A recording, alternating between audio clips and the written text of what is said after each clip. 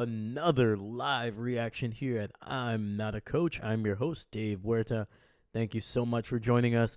We got ourselves an AFC North matchup, baby. Pittsburgh, Cleveland. And man, it's going to be an interesting game. I'm expecting a Steelers win. If you saw predictions that I just dropped about an hour ago, I'm expecting a pretty convincing win from Pittsburgh, but this is the AFC North. Similar to the NFC's North, these games are a little bit unpredictable. No matter how good or how bad these teams are playing, they always seems to be a little close. And over the last couple years, these two have definitely made it interesting. And it's going to be, the opening kickoff is going to be picked up here and returned just past the 20 down to about the 22. Pittsburgh is going to be on offense here to start the game. But how you guys doing? How's your week been? Hopefully it's going well. And man, it's going to be a very interesting week because we got a lot of divisional matchups. So hopefully those games are close. Some of those games might be blowouts, but hopefully, since they're a little bit familiar with each other, they're going to be pretty close here. First play is off to the right here, and it's going to go for nothing on that one. Might have lost a yard.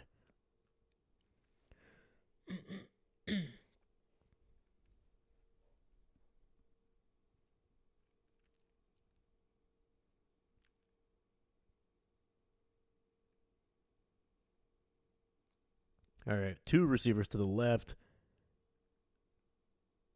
Motion by the receiver to the right. Russell in the shotgun. And it's going to be a handoff up the middle. Jaylen Warren busting through down to the 30, down to the 35. Nice little run there off the right guard.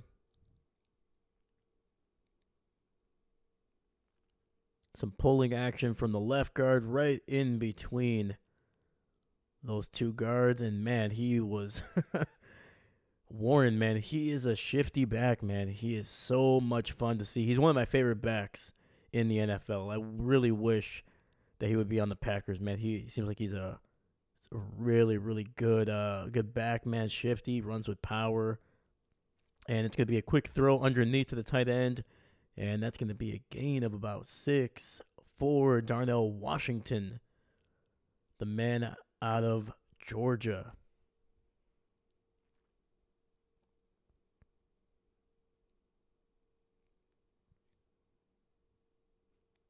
Yeah, that was a nice little play action.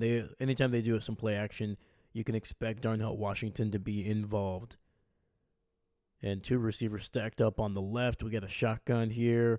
Russell looking to his left, throwing the ball out quickly to George Pickens. And that's going to be a gain of about 4. It's going to be just shy of the first down.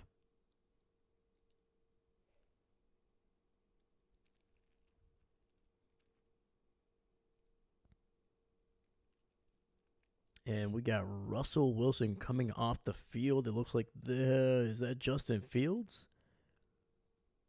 Yes, it is.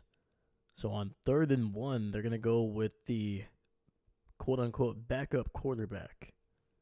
The former Chicago Bear running back splitting out wide to the left. And this play is going to be blown dead here. There's a flag. And it's on Pittsburgh.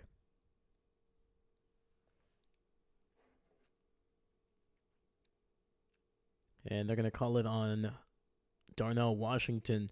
Was not set there, so they'll move it back to 3rd and 6.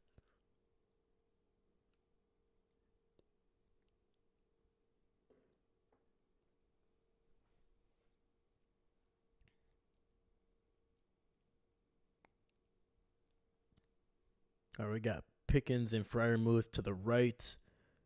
And a quick throw over the middle, and he gets it to his tight end in between two defenders. That was a tight window, and Freiermuth goes off for some big yardage. That is a first down, and they are in Cleveland territory. Holy cow, man. Dude, that was That was a tight window, man. Russell is slinging it this season, man. All right, we got a first down ball at the 39. Russell under center, receiver in motion to the left. Darnell Washington. We got Jaylen Warren going up the middle, breaking a few tackles, and he's going to be good for about 6 yards on the carry.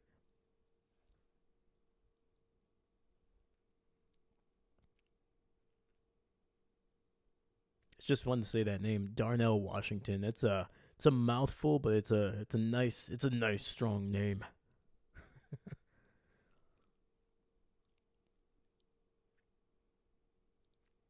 All right, we got a very wide spread formation here. Shotgun, and it's going to be a handoff to Warren. Oh no, Russell's going to keep this one, and he's going to gain maybe a yard on the play.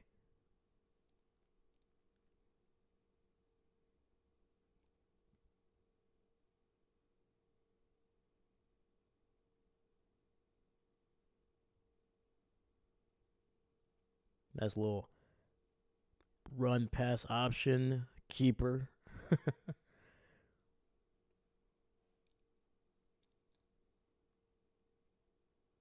All right, we got a 3 tight end set here, empty set as well.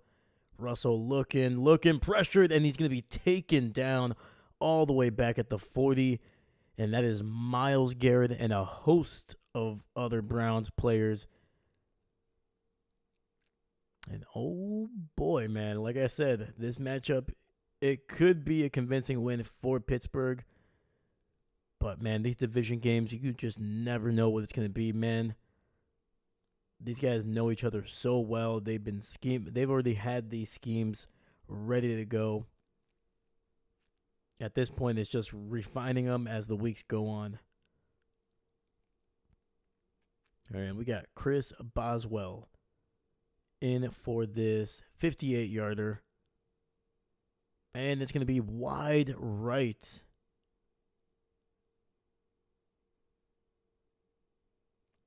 I mean, there's some flurries flying around. It's windy. It's cold.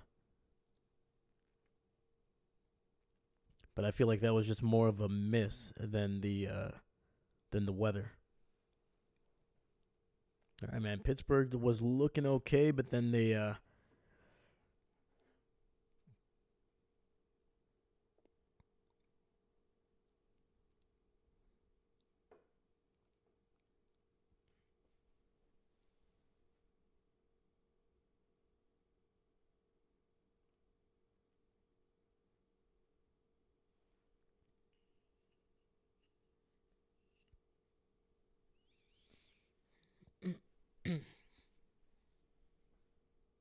All right, man. Pittsburgh's got to win, man. They were my second ranked team in power rankings. Also, that video did drop yesterday, so please check it out. It's actually one of my favorite things that I've been able to do, man. It was took some time to edit it down. I got it to a very manageable 12 minutes.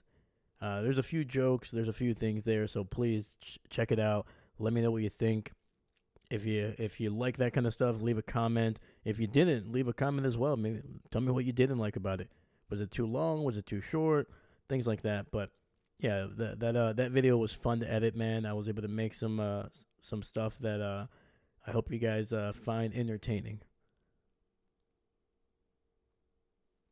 And also in the description of that video, there's also some chapters. So if you want to skip to the number 1 team, the number 3 team, number 8 team, just go into the description, hit the timestamp, and then it'll take you right to it.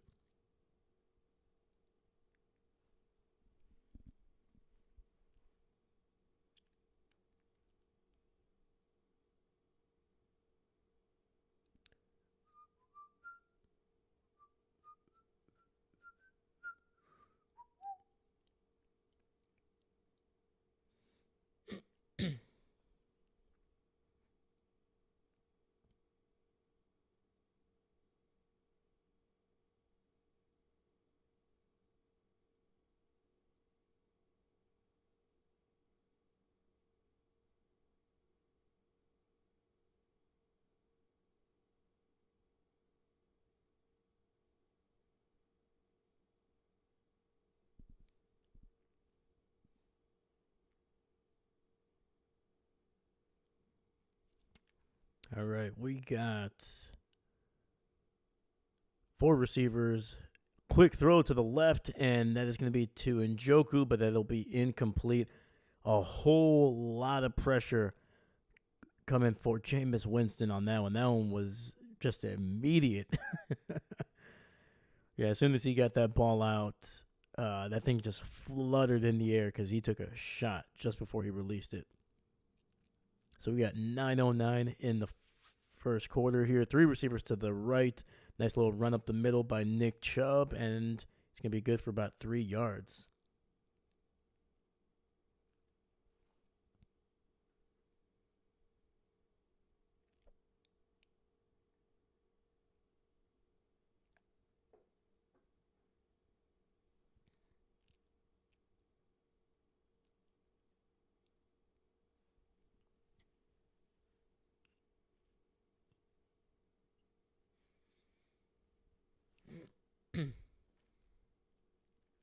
All right, we got empty set here. Njoku in motion. And we got a flag here. Looks like one of the Cleveland offensive linemen jumped a little early on that one, or made a little.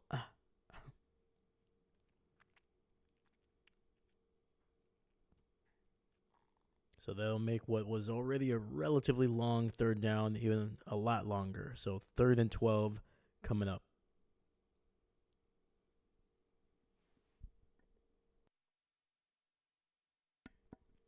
All right, we got an empty set here. 3 receivers to the left. It's going to be underneath to Ford, and he's going to try to fight for some yardage, but he's about 5 yards shy of the first down.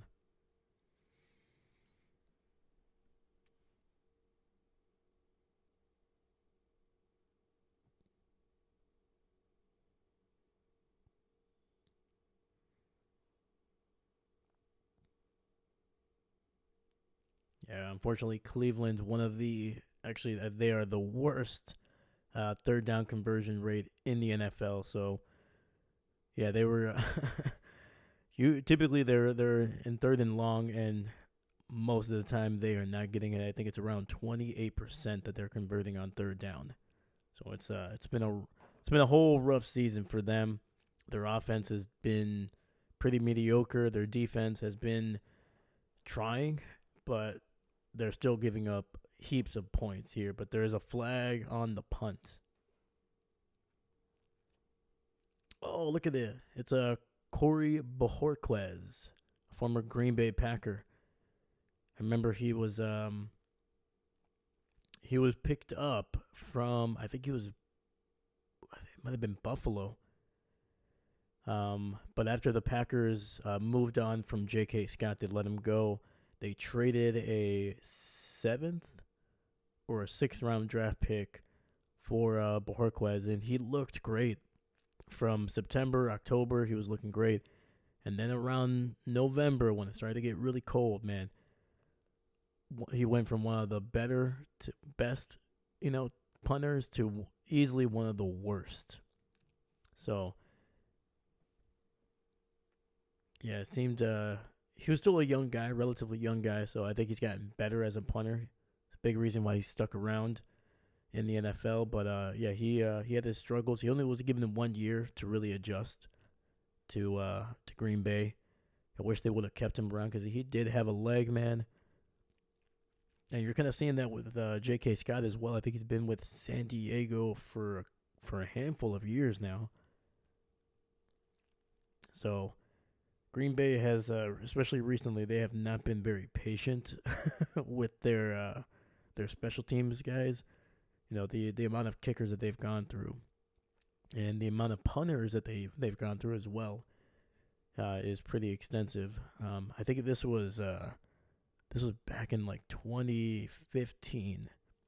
I wrote a story basically talking about the amount of punters that the Packers have gone through from the Brett Favre era, and at that time it was the Aaron Rodgers era. And it was very interesting. There was a lot of strange happenings with punters in Green Bay. They tend to cycle through them quite frequently. There's only been like three guys in that 30 plus year span that have lasted longer than, I think it was like around 2 or 3 years. Tim Mastay was in Green Bay for a while, and I'm trying to think. There was two other guys, but I think they were in the early to mid '90s and then the early 2000s. So yeah, obviously I'm not going to bore you with a story about punters, but it was actually pretty fun doing researching that piece and then and being able to publish it. So that was a fun one. That was a long time ago, man. That was closing in on 10 years since I wrote that piece.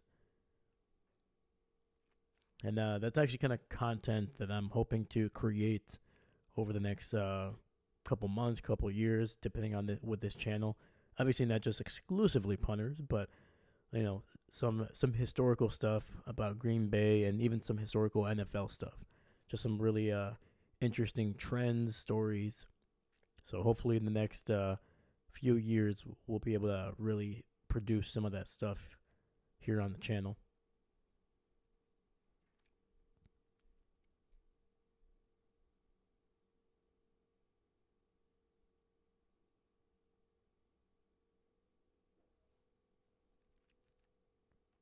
All right. Well, through all of that, we were on commercial break because there was a penalty, and now there's another penalty before the ball is even snapped here. So, oh boy, this punt is taking forever.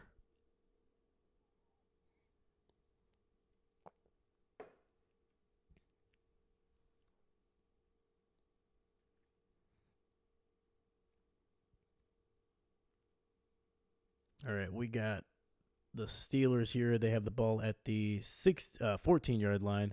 Two receivers to the right. It's going to be a handoff to Najee Harris to the left. He breaks a tackle, and he's going to be good for about 6 yards.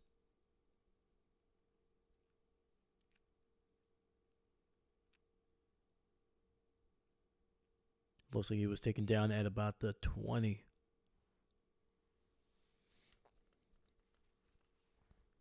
Yeah, man. In Pittsburgh, they love the play action run, man.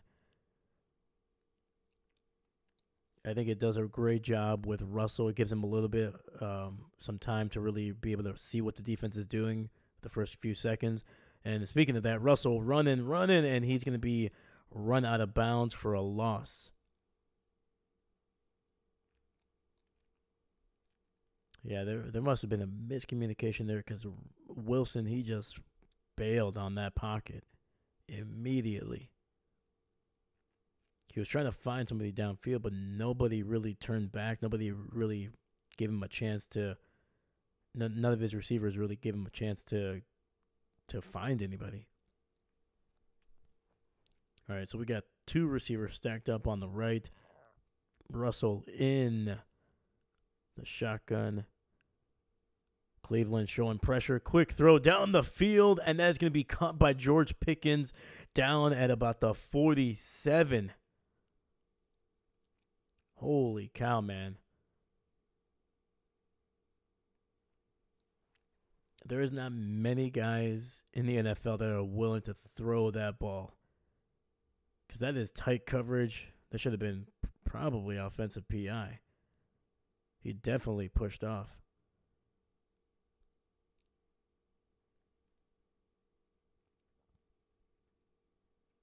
All right, so we got 1st and 10 ball at the 46. Run up the middle with Warren, and he's going to be good to about the 43.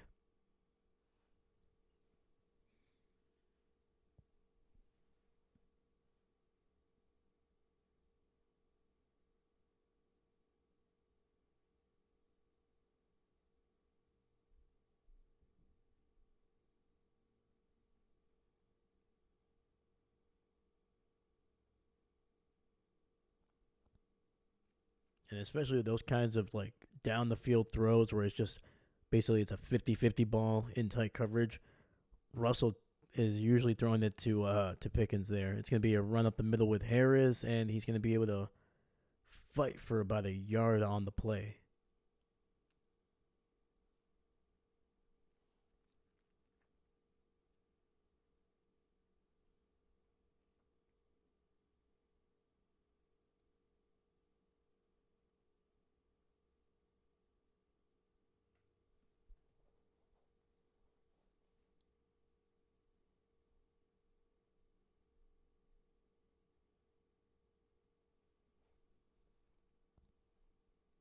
All right, we got 3rd and 6 coming up here. Two receivers to the right, tight end tight to the formation to the right. Pressure and quick throw over the middle to Van Jefferson, but he's going to be about 2 yards shy of the first down. It is going to be inside the 40 down to about the 38, 37-yard line.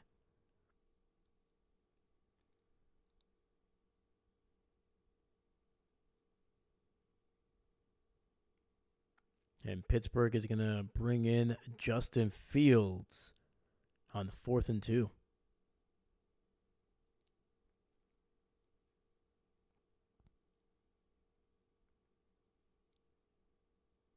I love when they throw these like useless stats up there. It's going to be Justin Fields. He's going to try to run, and he's going to lose yardage back at the 40, and that is a turnover on downs. That is a terrible, terrible play design. They didn't even like give him any kind of options down the field. Usually with that kind of stuff, you do, maybe a little bit of a play action. The quarterback will probably keep it either to throw or to run. But usually you'll get like a tight end or two that kind of split out wide. One of them is kind of running a flat that's right on the line of scrimmage. And then the other one is usually running a nice little short corner route. A little bit of like kind of challenging the safety or the corner that's over the top, trying to push them out so you can get it to the tight end underneath maybe, or, vice versa, whichever one they go with. But then you also still have the option, especially with a guy like Justin Fields, who can just run it. But there was like nobody. The blockers were pretty bad, and like within like had less than 2 seconds, Justin Fields was met with like 3 guys in his face.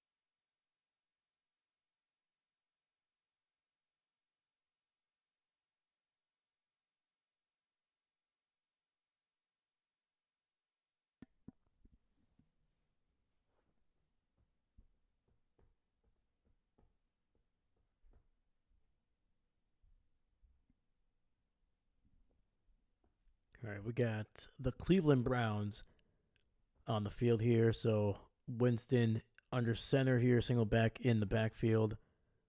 Single receiver to the right. It's going to be a run. Chubb very patient with the run, and he's going to be down out across the 45 down to the 47.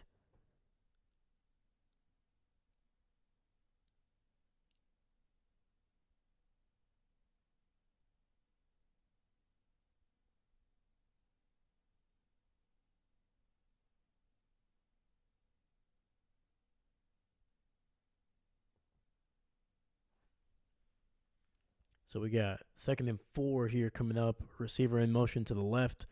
And it's going to be another handoff up the middle. And Chubb going to be stopped after a gain of about 1.5.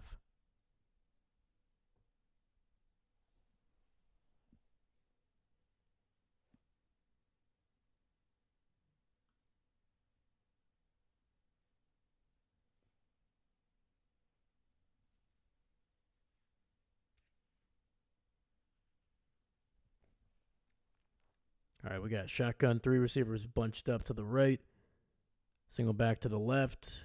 Winston has a clean pocket, throwing it down the field and unable to get it to, I think that is Cedric Tillman.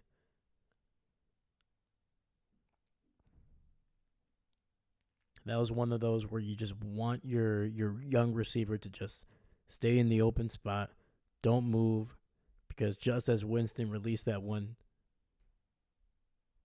it was still not a great throw, but it would have been a little bit easier if the receiver just wasn't just drifting. Just stay in your spot and deliver the ball. And the punt is going to be down at about the 8-yard line, maybe the 7. So Bajorquez doing a heck of a job on that one.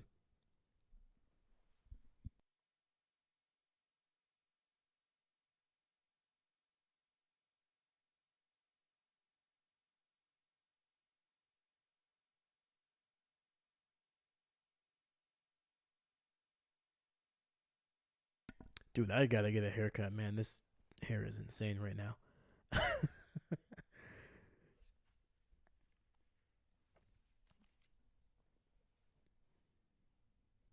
Let me know if you guys know a good barber in Wisconsin, all right? Mine moved out of the country.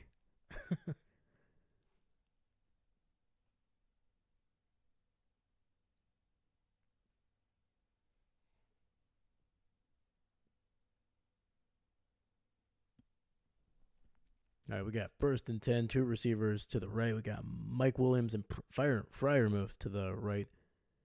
It's going to be a handoff to Harris up the middle, and he's going to move that pile for a gain of about 4.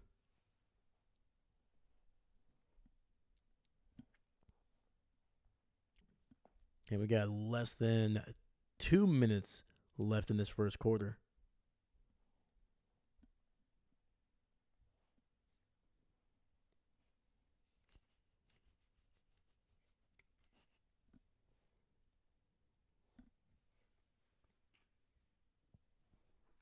All right, we got seems like a little bit of a two tight end set here. Play action, roll into his left, and going to throw it underneath to Darnell Washington, who is able to fight for some decent yardage. So it'll be about 3rd and 1 coming up. And 3rd and 2.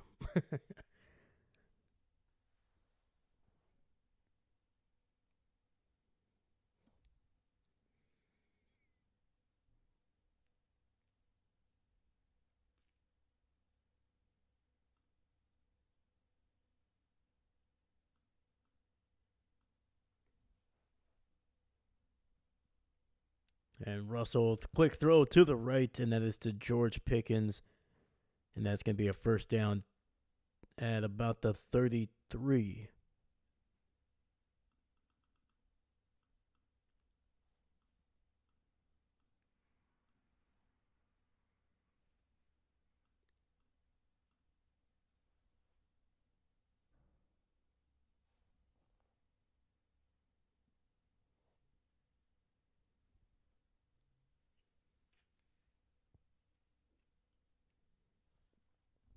All right.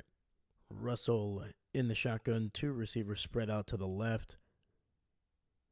And we're going to be heading to the second quarter here.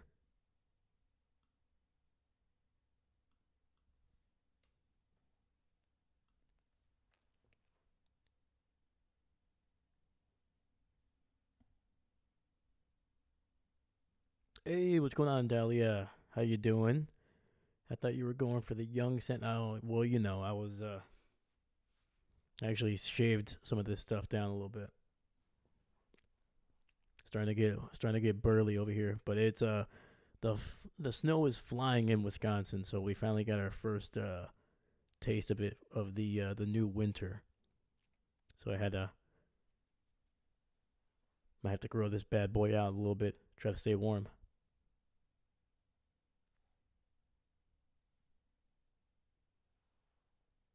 But yeah, no, I might be going for a nice little young Saint Nick.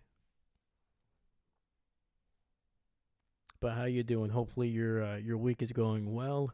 Hopefully the is it snowing where you are? If it is, hopefully you're doing okay. Hopefully you were prepared.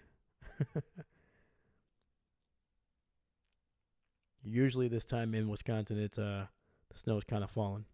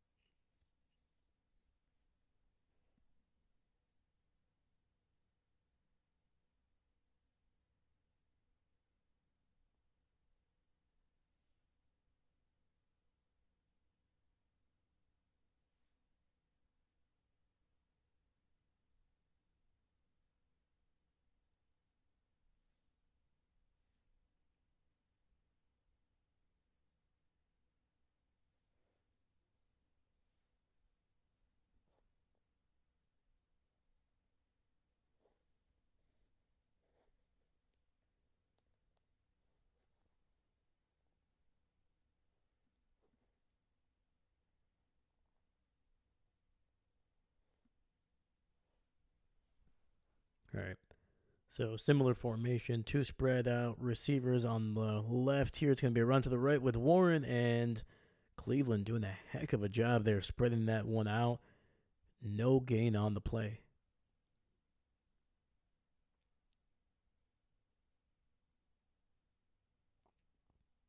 Oh, we got Mike Vrabel on the Browns sideline here. He's a Browns personnel and coaching consultant. So a very similar position to Robert Saleh in Green Bay. That's what typically happens with these coaches that get fired. They just get a consulting job, not a coaching job, but a consulting job, because they're still getting paid by the team that fired them. And it's gonna be a run up the middle, and it's gonna be maybe a yard, if that.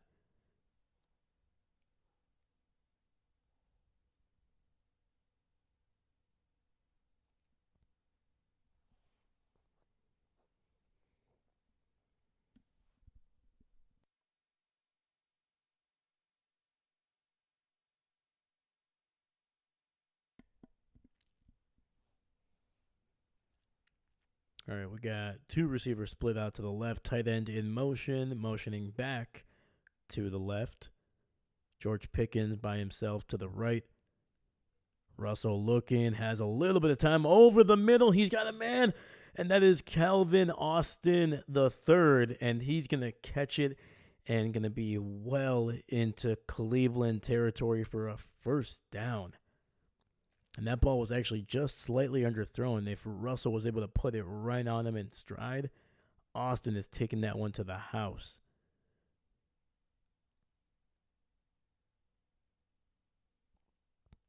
But to be fair to Russell, man, there was he had two guys barreling down on him, and one of them was Myles Garrett, and that is a terrifying thing to see. And it's going to be a handoff to Harris, who's going to do a nice little spin move, breaks another tackle, and he might have wished he would have just fallen down because he fumbles the ball, and Russell Wilson able to pick it up here. It's going to be a loss of about 5, maybe 6 on that one.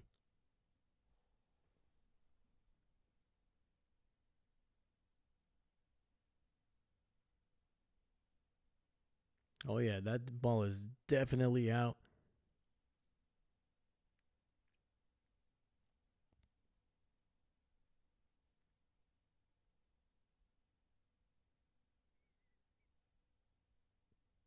But Wilson able to fall on it.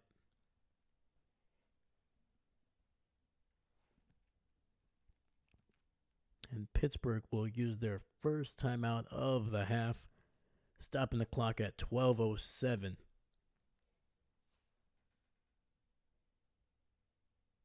So we got 2nd and 13 coming up for the Steelers.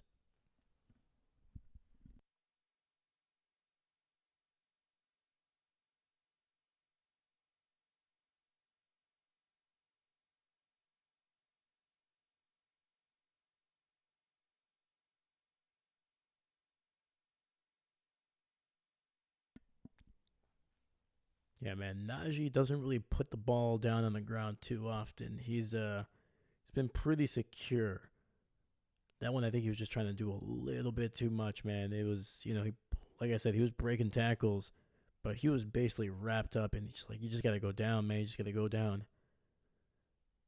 All right, single receiver to the left, fullback, running back, play action. It's going to dump it down to Harris, who's got some blockers, down to the 30, and just inside the 30, down to about the 27.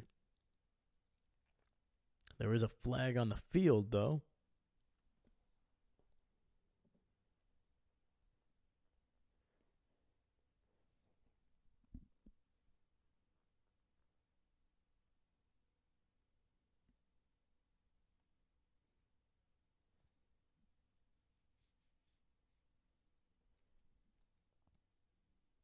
And that penalty will be declined. The Cleveland Browns are going to want to get that third down play coming up.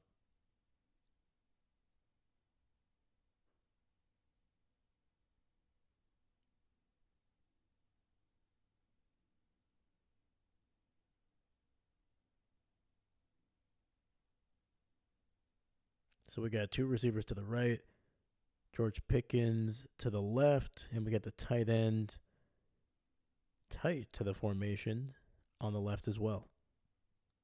Russell in the shotgun takes the snap, looking. He's going to dump it down to his running back, Warren, who's going to try to make a man miss, and he's going to be good for maybe 3 yards. So we got a 4th down coming up here. They're going to try to get some points on the board here with Bosworth. Sorry, not Bosworth, Boswell.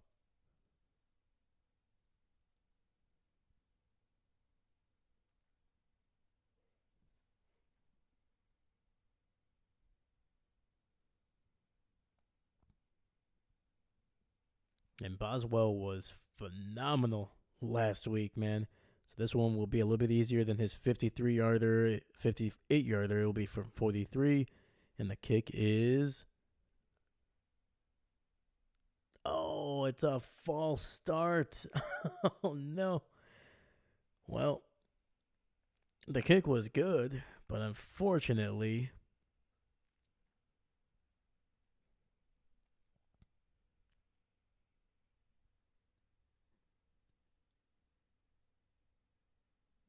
Yeah, Mike Tomlin was cussing up a storm on that one. So this one, unfortunately, is going to make it a little bit harder. It'll be now from 48.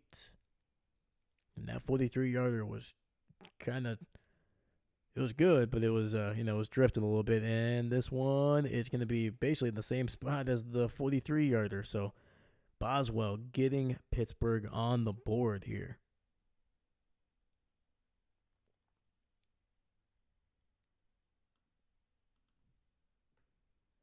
And we got our first points of the game. Took until 10:53 in the second quarter, but we got some points, baby. Let's go.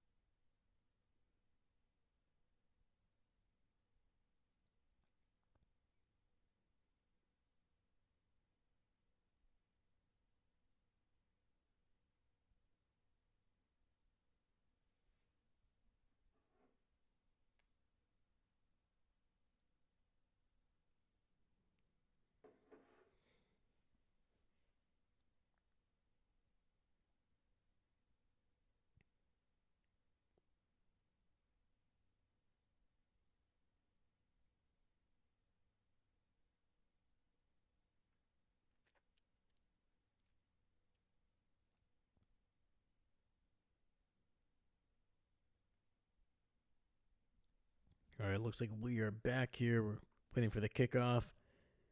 And it is away. It's going to be caught at about the 1. Oh, he muffs it.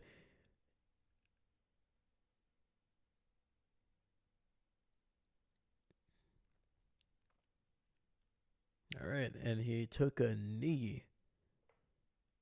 But it looks like since he never really had possession of it, they're allowing him to basically take a knee in the end zone for a touchback.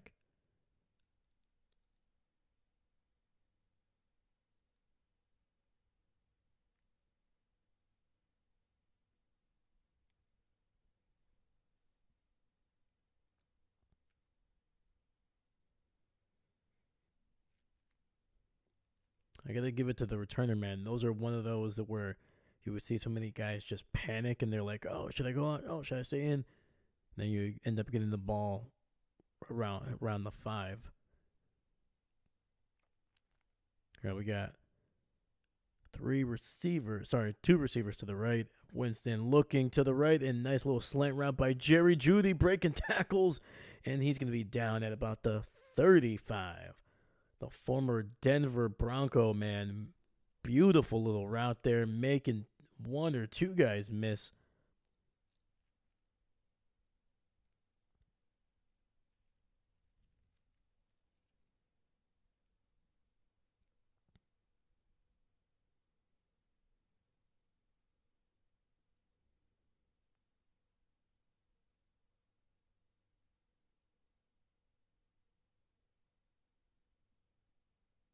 Right, quick throw. Nice to Jerry Jeudy on a little outside hitch route, getting about 8 or 9 yards on that one. Going one-on-one with Joey Porter Jr.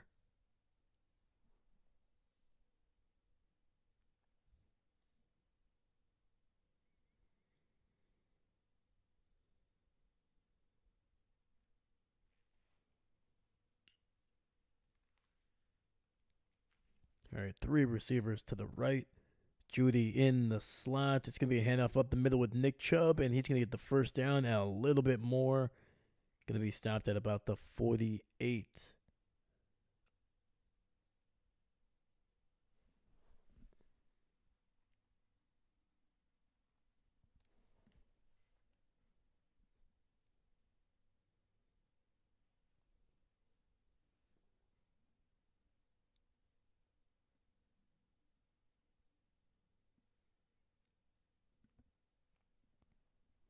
All right, we got 1st and 10. Jeudy by himself to the left. Play action. Winston looking that way, and it is to Jeudy. It's going to be inside the 40 down to about the 38, maybe the 37. He is absolutely spanking Porter. Oh, nice little move there. Very interesting, man. They're both kind of grabbing each other. Porter was grabbing Jeudy by the jersey, basically right below the NFL logo, and then Jeudy was basically grabbing the face mask of Joey Porter. But it is a first down ball at the 37. Handoff to the right for it was actually the kick returner here, and he's going to get all the way inside the 30, down to about the 29.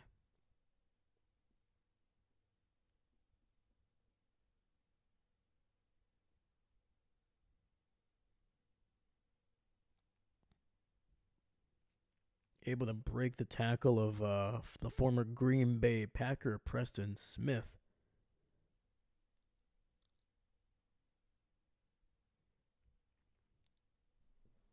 We got 2nd and 1, and Winston going to keep it himself and going to get the first down, gain of about 3.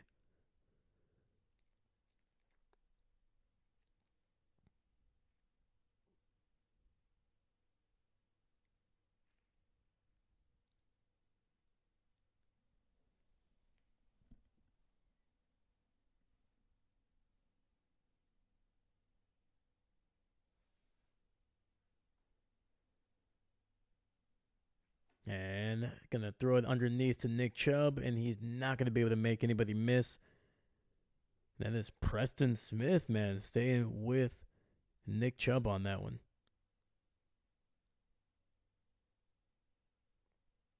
Wait, was that Nick Chubb or was that? No, that was. Okay. That was a gain of 1 on the catch and throw by the running back.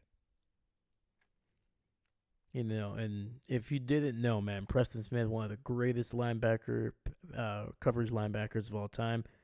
They had him, covering Justin Jefferson a couple times during the Joe Barry era.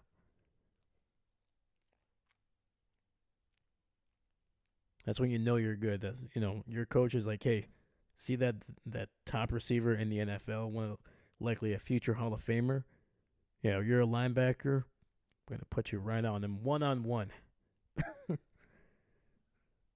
Oh man. All right, it was another run here, but it'll be 3rd and 7. 2 receivers to the right, receiver in motion to the left. Quick throw, and Elijah Moore, the former New York Jet, is going to get it over the middle, but he's going to be about 2 yards shy.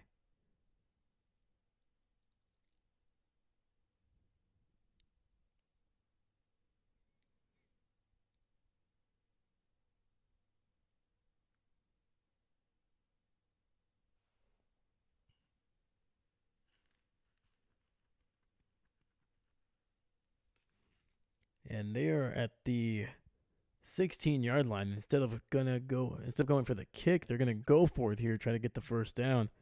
Jerry Jeudy in the slot to the left, and over to Nick Chubbs, and he's gonna get down to about the 10. That is a first down for the Cleveland Browns. Holy cow, man! They are driving down the field, man.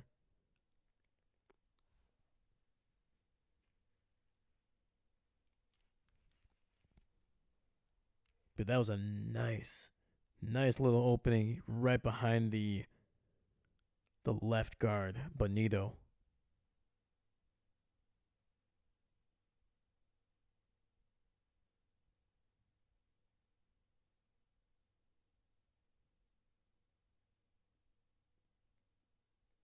Might not have actually been Bonito. It might have been Bitonio. We'll figure it out. We'll figure it out. I'll see it again. I think Bonito is actually from is the offensive lineman for no, he's the defensive end for Denver, I think.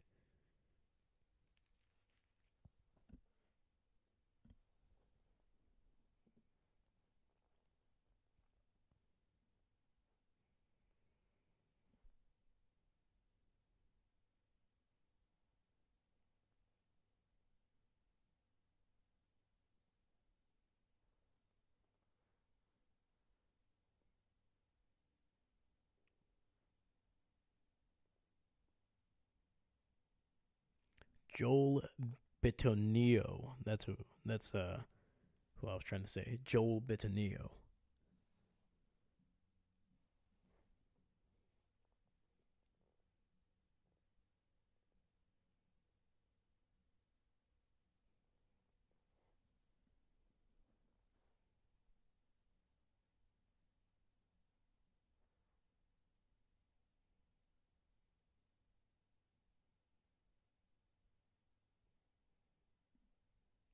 And then you got Nick Bonito, who is the linebacker. Who was a linebacker for Denver. All right.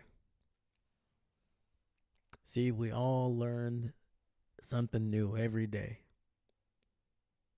All right. Stay in school.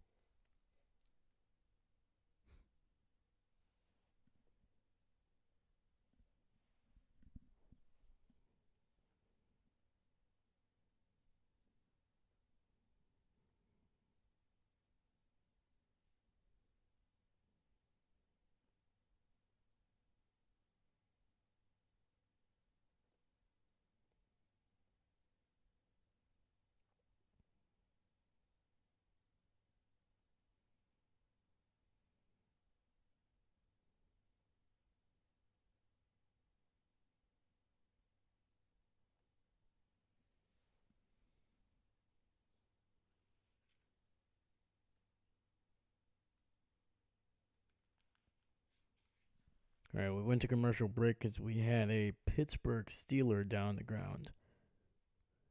It's going to be a play action. Nice throw to Njoku on the left. And he's going to be down at about the 1. He'll be shy of the first down. So Cleveland can actually pick up a first down without getting into the end zone here. Yeah, nice little play action. And basically the similar play that I was expecting the Steelers to run when they went for it on fourth down, where you have a tight end, play action, you have a tight end in the flat, and then you also have another tight end basically clearing it out with a corner route. And that's exactly what Cleveland ran on that play. Njoku, the guy running the flat. It's going to be a run to the right, and Nick Chubb is in the end zone, and we got ourselves the first touchdown of this game, and it goes to the Cleveland Browns.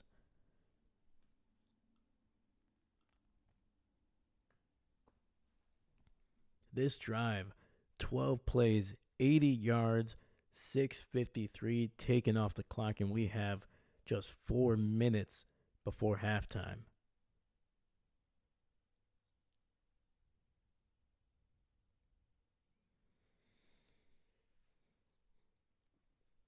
That was a heck of a run, man. That was a heck of a drive, I should say. And the kick is up, and it's right down Main Street.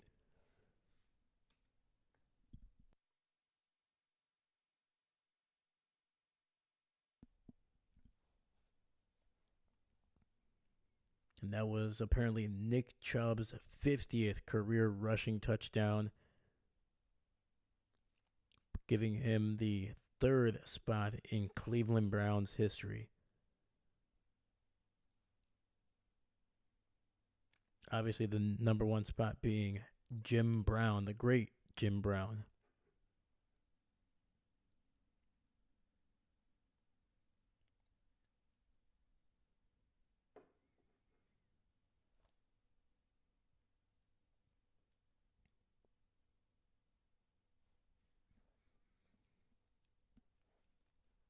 All right, man. We got 4 minutes left.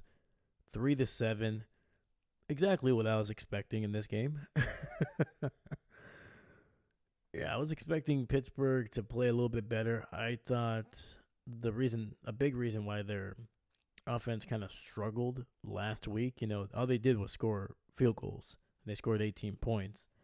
They were kind of lucky that Baltimore just struggled offensively, and and on special teams as well. Couldn't get the 2-point conversion to tie it up. But I was expecting more of something a little bit more from their offense. They've had explosive plays, man, but it's just one those plays where I don't know what they're doing bringing in Justin Fields. Like, he's a capable quarterback. Is he, elite? No, of course not. That's why he was no longer in Chicago. That's also why you benched him for Russell Wilson. But he's good enough. The fact that you haven't really used, if you're going to put him on the field, you got to give him plays where he is capable or has the option to use his legs, not the only option.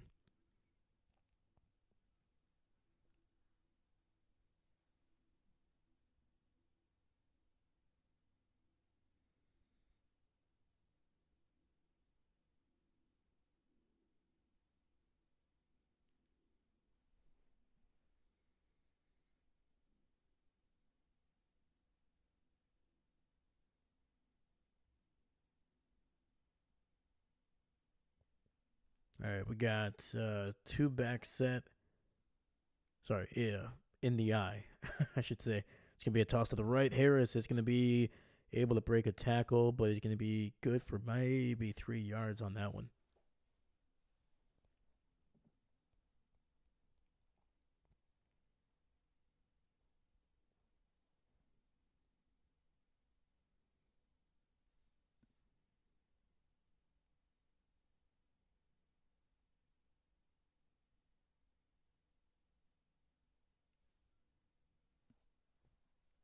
All right, tight end in motion to the right. Russell under center, single back in the backfield. Play action, rolling. Oh, he fumbles the ball, and it's picked up by the Browns. Oh my God! Wow, man. I thought Russell was able to get out of that one, but he didn't. I mean, he himself got out of it, but that ball flew right out of his hands.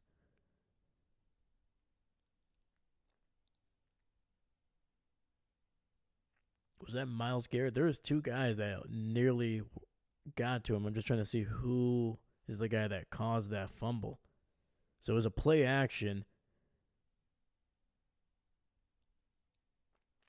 and Wilson was able to initially sidestep the first guy that was coming basically down the middle. But then Garrett, I think he just was able to sneak that hand. Yes, he did, right around that left side. Wow. So it's a first down, ball at the 31 for Cleveland. They do not have to go far. And it's going to be a throw over the middle to Elijah Moore. Winston, heck of a job getting out of that pocket, buying some time, and then delivering a nice ball over the middle. I think that was a gain of 9.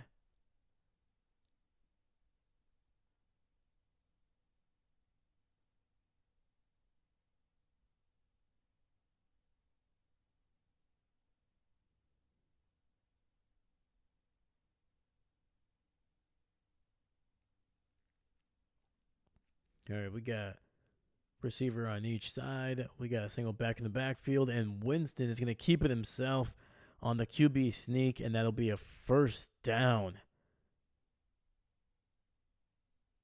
That is the second time where they've basically lined up in a traditional formation, and immediately Winston just takes it, basically like a spread out version of a QB sneak.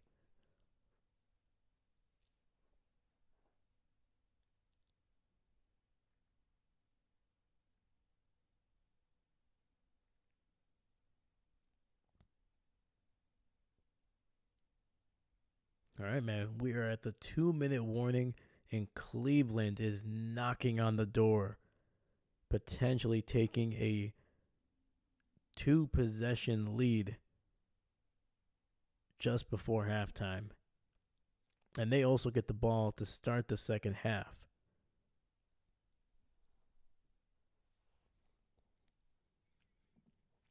So I thought it was going to be a fairly convincing victory for the Steelers. It could be a very convincing win for the Browns if they can get this going here in these next two drives.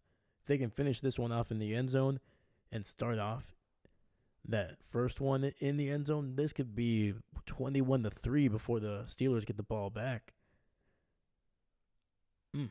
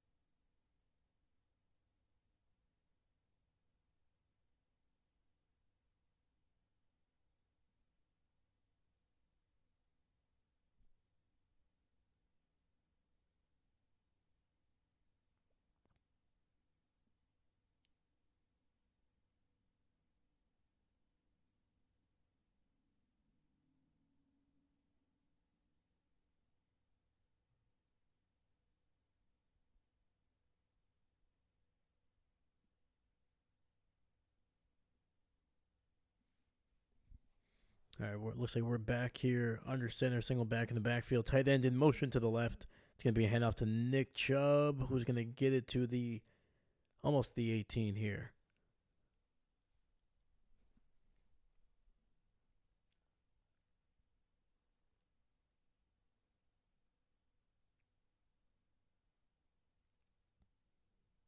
All right, now we got an empty set here. Got Nick Chubb in the slot to the right. Oh, but we got a flag on Cleveland.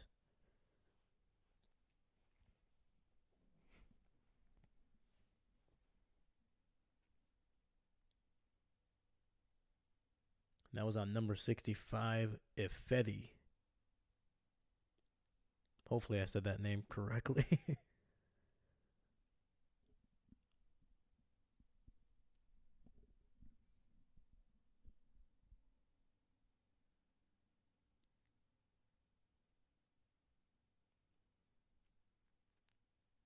All right, we got three receivers to the right, two to the left, and Njoku in the slot to the left. And Winston looking, throwing it underneath to Elijah Moore. He's going to get it back to about the 17-yard line.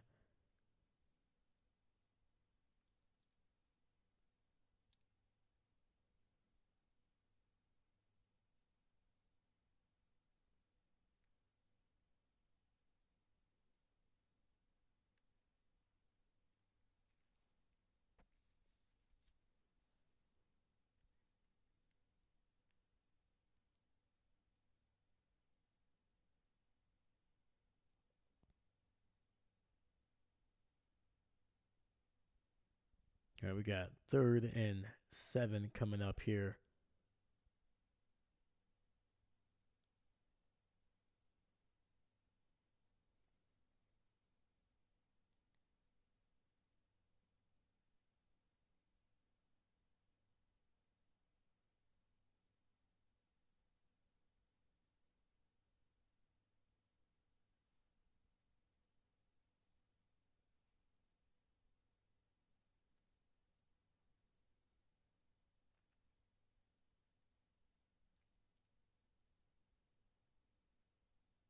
All right, we got Jerry Jeudy, Elijah Moore, and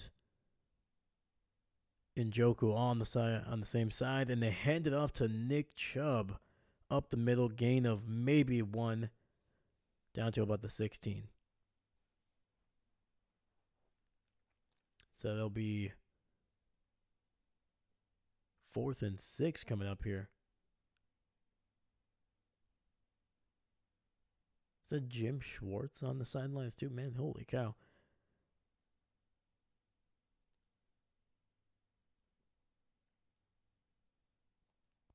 So we got 3 receivers on the right. I would be very surprised if they actually snap this ball.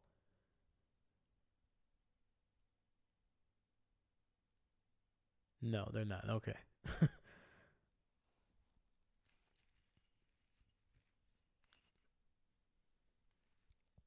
Basically just trying to kill some clock here with... So Cleveland will use their first timeout to avoid the penalty here. And that'll stop the clock at 42 seconds.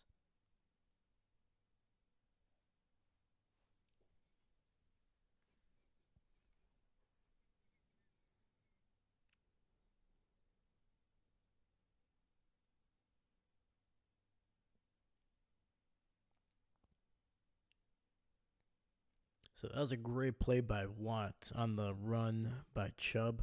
But man, dude, the way he dove at his feet, and then on top of that, Nick Chubb was getting hit over the top. It reminded me of what happened to him almost like a couple, was it last year? Dude, that was such a nasty injury, man. Oh.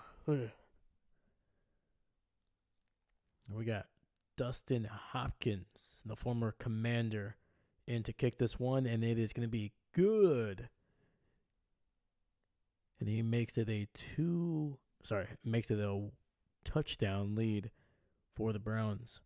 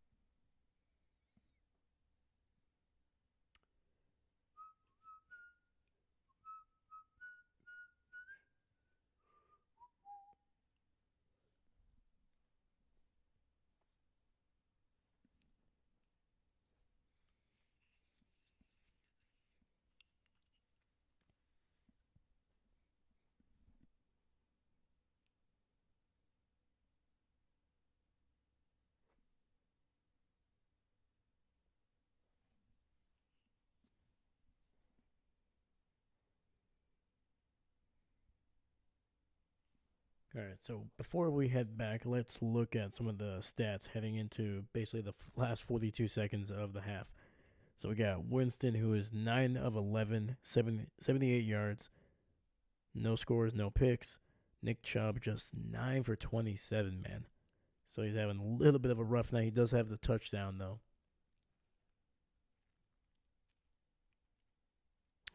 Jerry Jeudy, leading receiver, 3 for 39. Elijah Moore, 3 for 21. Cleveland does have 3 sacks, including a fumble recovery off of a strip sack from Myles Garrett.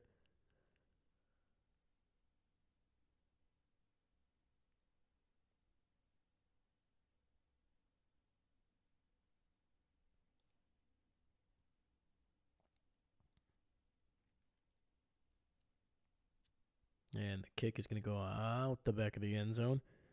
And on the Pittsburgh side, we have Russell Wilson, 10 for 10, 128. No touchdown, no picks. Obviously sacked 3 times, including losing a fumble there at the last couple on their last possession.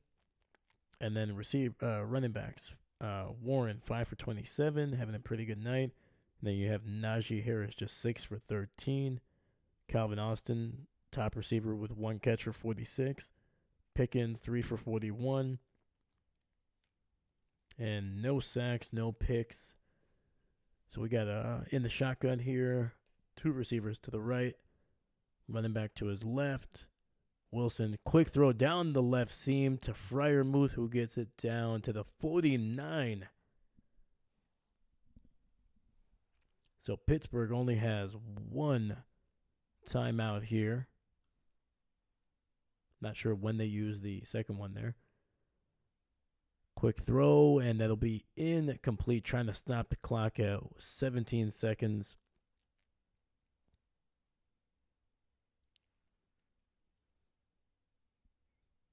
And that was Wilson's first incomplete pass. Otherwise, he was 11 of 11 for a $142 before that last throw. All right, we got George Pickens on the left, 2 receivers to the right. Wilson looking, throwing it deep to Pickens, and that'll be incomplete. Surprised that there was not a pass interference on that one. Because Emerson basically fell, but I feel like just the way that he fell, it felt like he was just trying to take Pickens with him. I don't know.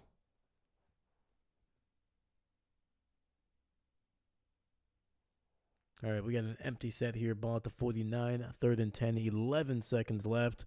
Wilson looking, and he's going to be sacked by Myles Garrett. And that'll take us to halftime. And what a freaking half for this Browns defense, man. 4 sacks, including the fumble recovery. Dude, and Myles Garrett, he started from the left side of the formation, the left side of the defensive formation, and then literally looped inside, got through 2 guys, and then brought down Wilson. My goodness.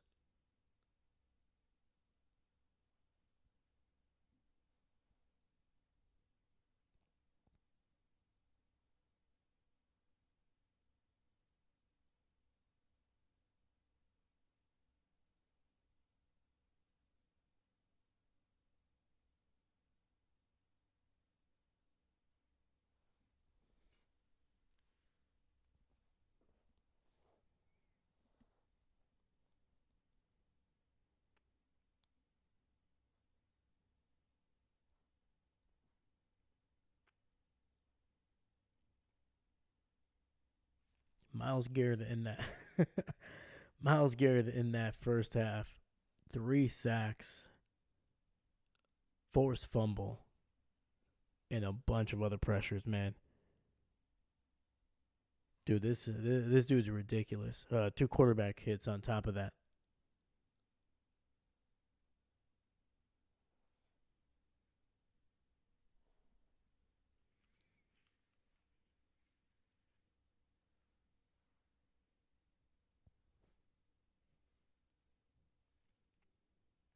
But yeah, man.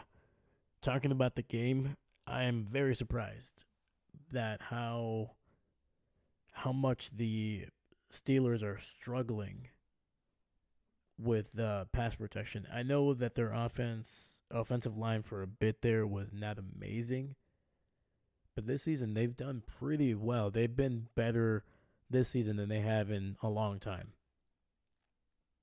And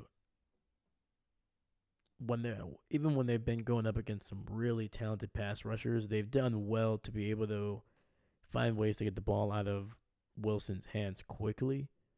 But man, dude,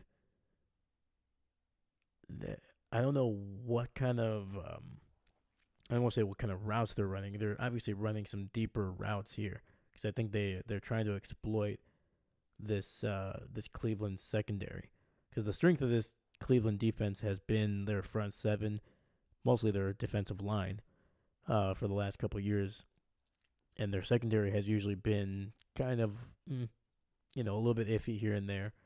So I think that's what they're trying to do because they can't run the ball currently, besides with Warren, and even then he's not always popping off for 4 or 5 yards.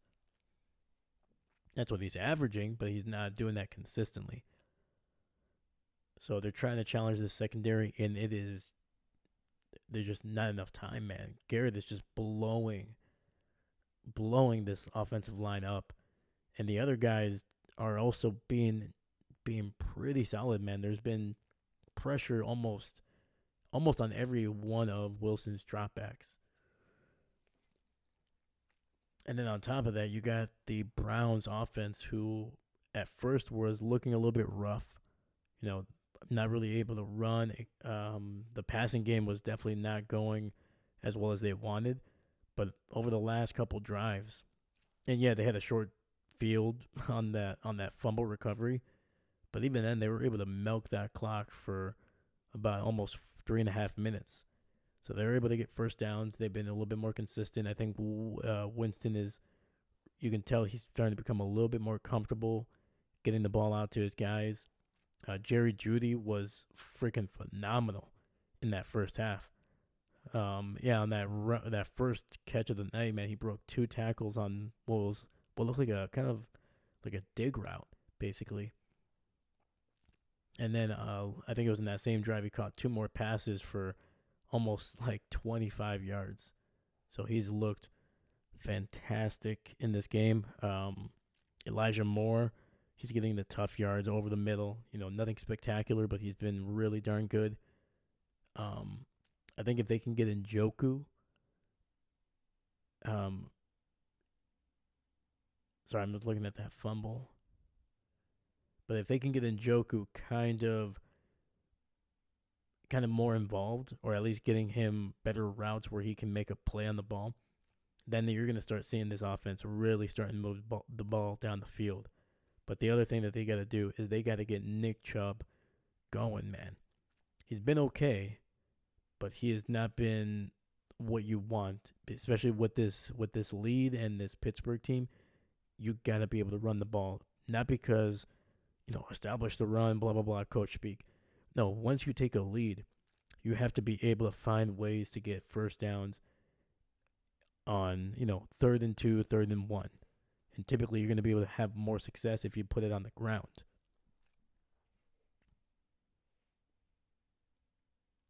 And just looking at the plays here, just trying to see what Pittsburgh has been kind of doing. So they've been definitely challenging the seams. That's usually been their most successful. Obviously, those deep balls, those moon balls that Russell has been basically famous for this season. But it's usually the seams where they're having a lot of success.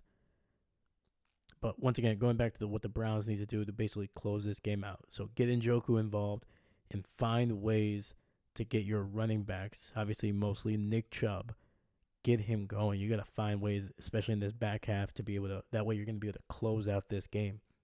It may not be a blowout, but you got to find ways to get that running game going. Kill some clock. Make sure that Russell Wilson and that offense can't get on the field, can't get into rhythm, and make sure that they're thinking about more on the sidelines, they're gonna start thinking about more about how cold they are than, oh, we're looking good, we're about to do this, we're about to do that. So, um, what do the Pittsburgh Steelers need to do? Their defense needs to start getting to Winston. They have 0 sacks. There's been a few pressures, but Jameis has been doing a pretty good job of being able to kind of sidestep those, buy some time, and or just being able to throw it away. Um, so yeah, put more pressure on Winston. Slow down um, the um, the Cleveland Browns pass rush. 4 sacks in a half.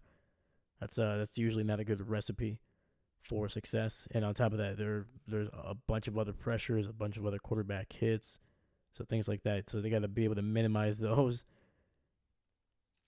and being able to challenge this secondary. If you can't buy time, you got to find different ways to challenge the secondary to move the ball down the field, establish the run, whether that's with Najee or with Warren. You got to find ways to be able to get first downs and get into the red zone. And that's where they've been kind of stalling out mostly at this point.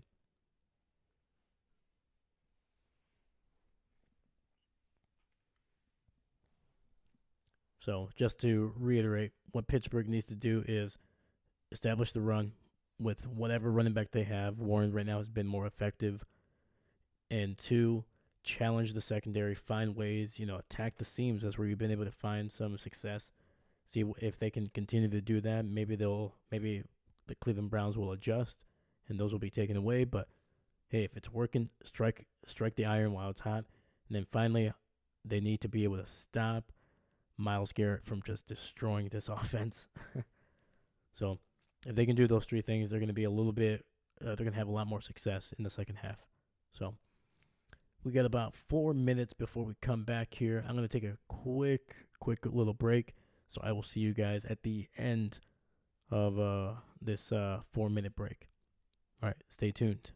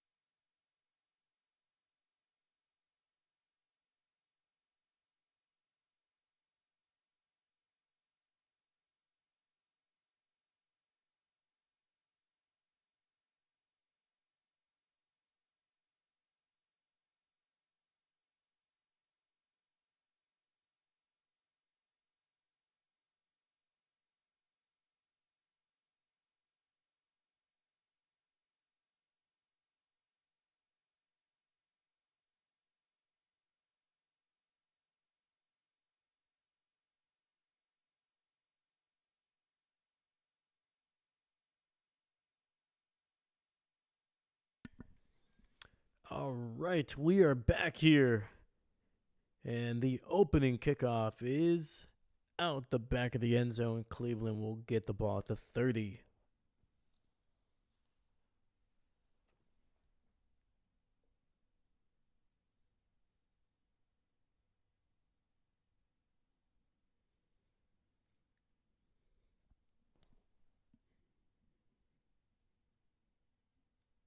All right, let's see how this Cleveland offense comes out. So we got 3 receivers bunched up to the left. Shotgun. Pittsburgh showing a little bit of pressure. They only send 4. It's going to be right down the right seam. That is to Akins for a first down gain of about 12. Heck of a throw by Winston. Some tight coverage, tight window as well.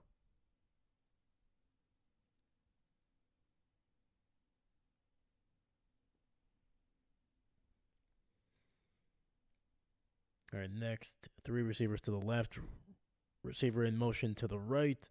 It's going to be a handoff up the middle. Nick Chubb able to get about 3 yards on the play.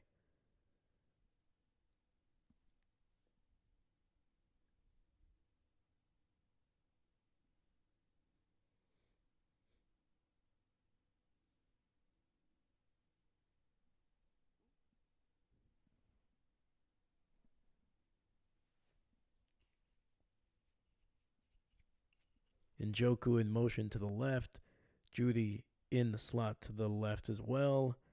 Play action. Winston stepping up and finds his man down the field, down to the 35. He fumbles the ball, and it's picked up by the Pittsburgh Steelers.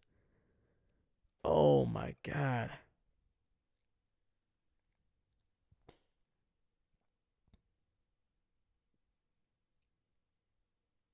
Ah, dang. Cedric Tillman, what are you doing, dog? Oh, no. He basically jumped up in the air, and he got hit so hard that he spun.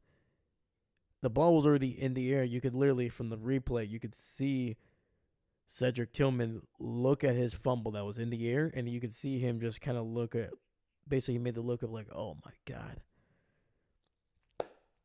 Wow, man. And he would have gotten the ball somewhere around the 30 if he was just taken down. But Pittsburgh is on the field offensively. They got 2 receivers to the left. Wilson under center. It's going to be a handoff. Nice little run by Harris, breaking the tackle, getting it down to the 34, gain of 9.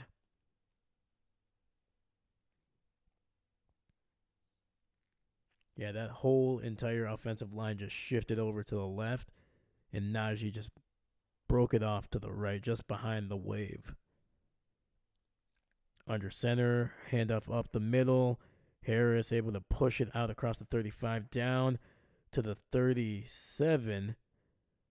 The ball, or they're saying that the ball came out.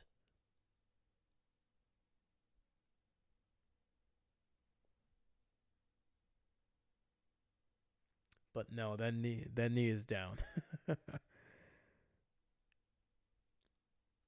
There's like 6 guys that were draped all over Najee's, basically draped over him, so you couldn't really tell. So we got 2 receivers stacked up on the right. Austin in motion to the left. It's going to be another handoff to Harris up the middle, and he's going to be good for maybe half a yard.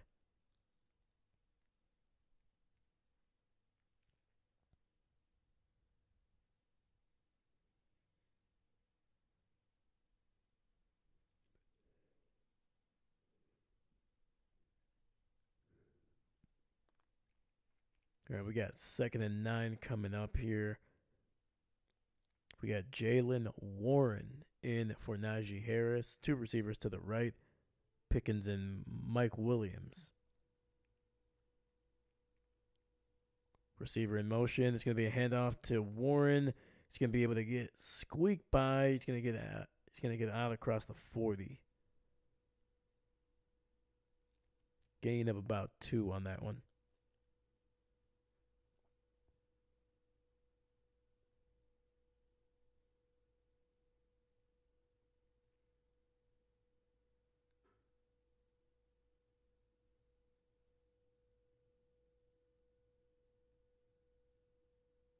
Cam, what's going on? Welcome, welcome. Um, I picked the Pittsburgh Steelers to win, but I would like the Cleveland Browns to win just for the chaos because I think it would be hilarious. And it's going to be a dump down to Warren. He's going to stay on his feet, but taken down just shy of the first down. Oh, no, they're giving it to him. They are giving it to him. But yeah, I picked Pittsburgh to win, but I'm hoping Cleveland can get a win here because why not? It's fun.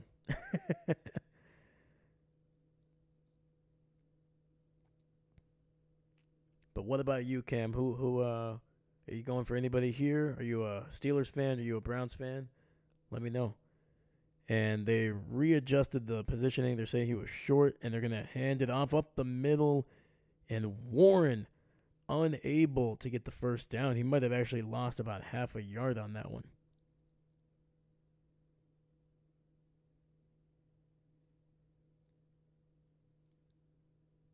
Browns. There we go. There we go. Heck yeah, dude. Oh, you're a Ravens fans. I see. Actually, that does explain the purple in the profile then. There we go. There we go. That's yeah, I respect it. I respect it. Dude, Baltimore's having a good season, man. They looked rough last week. They looked rough last week, but to be fair, they were the they were the only team that scored touchdowns in that game. They scored 2 touchdowns in that loss to Pittsburgh there. But otherwise, they have looked pretty darn good. I think Baltimore is going to have a legitimate chance to really not only take the division here, because I don't know, man. The Steelers, they're looking a little iffy offensively, especially the last couple of weeks. But so if Baltimore can kind of get things going, man. Yeah, Tucker he's had a whole his whole season has been kind of rough, right? I haven't looked at his stats, but that was definitely not the first time I've seen him miss some layups that he's usually just phenomenal at, man. I think he's still the most accurate kicker in NFL history, right? I don't know. Maybe after this season, I don't know, but yeah, man, Tucker, he's been having a rough one. How old is Tucker, man? Kind of looking now, because I feel like he should still have probably a few more years before they might start thinking about replacing him. All right, he's 35, which, yeah, I mean, for a kicker, once you get closer to 40 is when they usually start to look around. But yeah, he's 89.3%.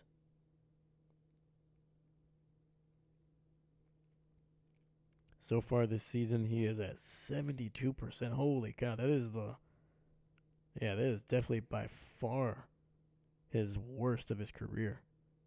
His worst before that was 82.5 in 2015.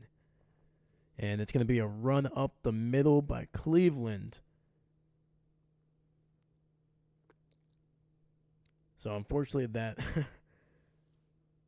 that run from to Warren was on 4th down, and they did not get close to that. Yeah, they lost a yard. So some big turnovers, on downs. This Cleveland defense is cleaning up tonight, man.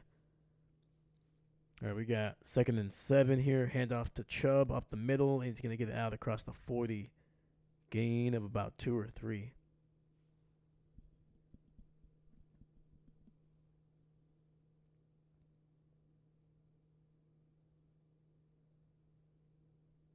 Also, Cam, I love the whole name, man. Cam Carnaval. I love it. I love it, man.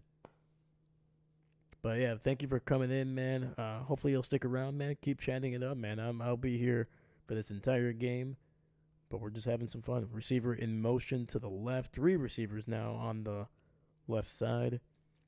Winston in the shotgun. Takes the snap. Pressure.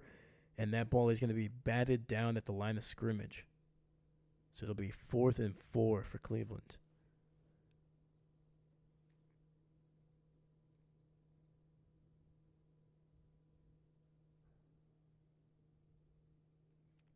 See who got their hand on that one. Oh, that was Cameron Hayward, the veteran. The big bear getting that paw up there. Holy cow. Actually, I hit him in the shoulder. Getting that big chest up there. There we go. And Bojorquez is going to punt it, and it's going to go into the end zone. Oh, hey, no, all good, man. All good. No, I just appreciate you popping in, man. All good. But how's your night going, man? Are you going to be watching any other football this week? To get some pretty decent matchups.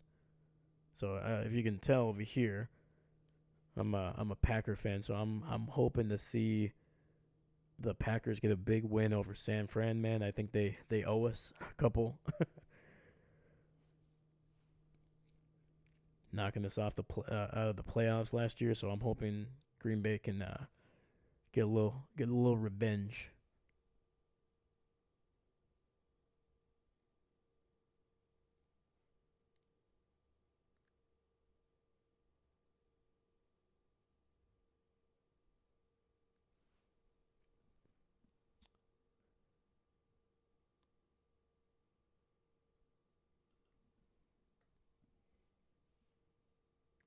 Oh, Tom. Oh, heck yeah.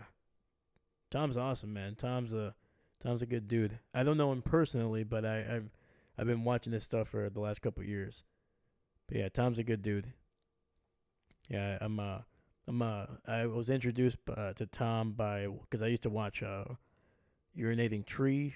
I used to watch his stuff, or still do actually. You know, his weekly breakdowns, and then that got me into watching Perna, and then of course Perna went into Tom. So yeah, I know. Yeah, I know of all those crazy cats doing some football content.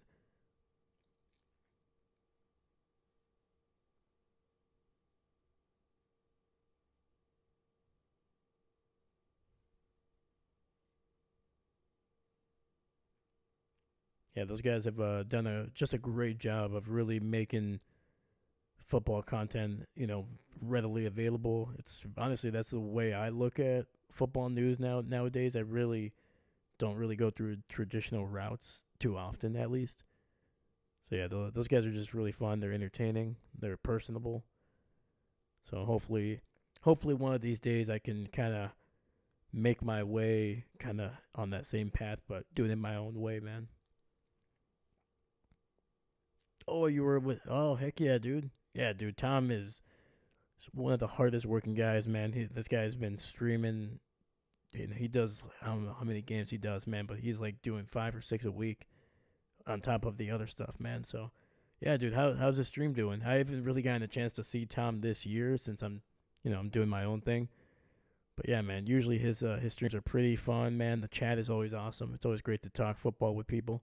It's gonna be a run to the left here, and Warren able to make a man miss and got some decent yardage. It'll be 2nd and 1, I think. Holy cow.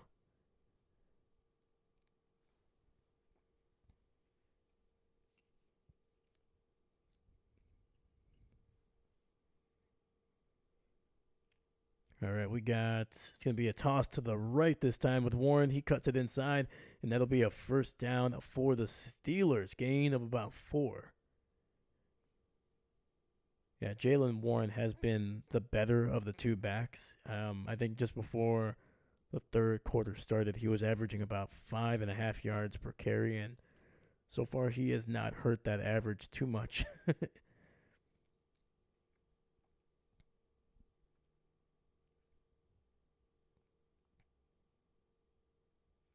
All right, we got 2 receivers to the left. Play action. Russell looking. And he's got a man draped over him. And he is able to get the ball out, but it will be incomplete. Dude, this Cleveland defensive line has been putting pressure on Wilson all night. And I'm loving how this game is looking because it is looking like a snow globe right now. The flakes are big. They're fluffy.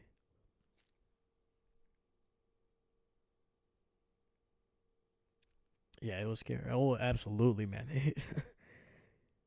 Yeah, dude, it was which is weird because that Ravens defense, their pass rush is good. They haven't been able to really be as explosive or as dominant as they used to be. It's gonna be a run to the right, Warren taken down at the line of scrimmage. But yeah, Baltimore's defense there has been kind of like lackluster, but they do have their moments, man. Like I saw it during the Chiefs game in Week 1. They looked good then, but then they had a little bit of a downturn. Um, they were looking good against the Cowboys, but then they gave up a bunch of points, and then you kind of just see that every once in a while. You see that Baltimore defense just really give up a lot of points, a lot of yardage as well. We got two receivers to the left, tight end in motion. Wilson looking. It'll be 3rd and 10. Ball at the 34. Throwing it deep down the field. And that is going to be to Van Jefferson all the way down to about the 27, I think. Holy cow. Dude, Russell Wilson, man. Even with the snow, he is still chucking it deep down the field.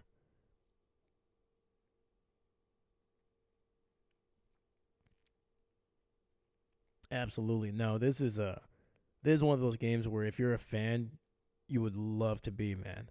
Just just I could just imagine watching this game, watching the whole stadium and just seeing the flurries fly. Oh, it'd be a beautiful sight. It's going to be a handoff to the left and Harris is going to be taken down for a loss.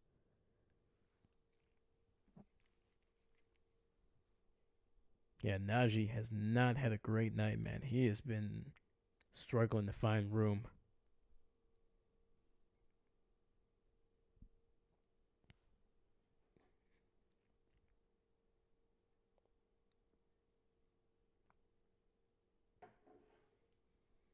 All right, got 2nd and 11. Ball back at the 32. Two receivers to the right. I think that might be Fryermuth in the slot there. Yes, it is. Rolling to his right. Russell Wilson trying to find some room. He does. And he's going to get about 8 or 9 of those yards back. Holy cow. All right. The old man can still move.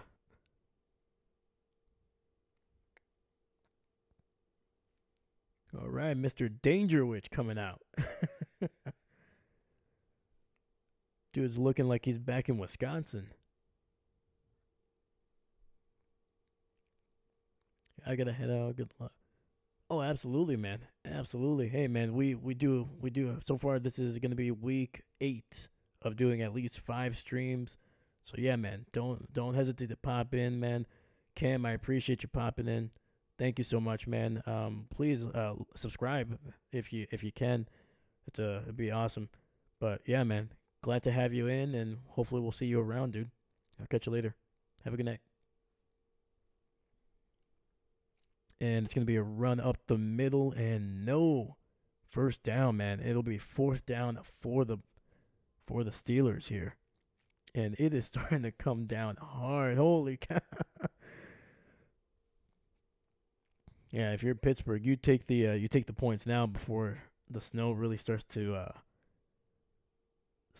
stick on the field here. So this is we got 42 yards here.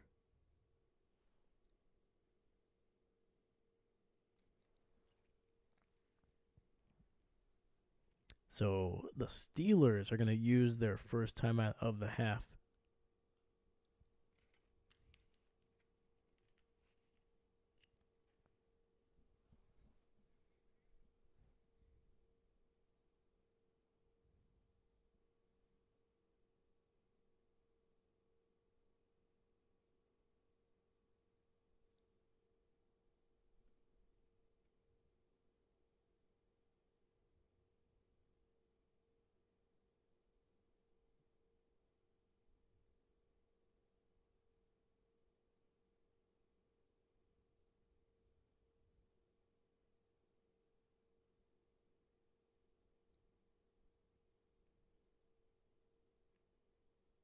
All right, looks like Tomlin changed his mind, man. They are gonna keep the offense out there. So we got two receivers stacked up on the left. Shotgun, single receiver to the right. And Wilson looking, rolling to his left, trying to buy some time, and he's got his man down at the 14. That is a first down for the Pittsburgh Steelers. That is Pat Freiermuth, the tight end.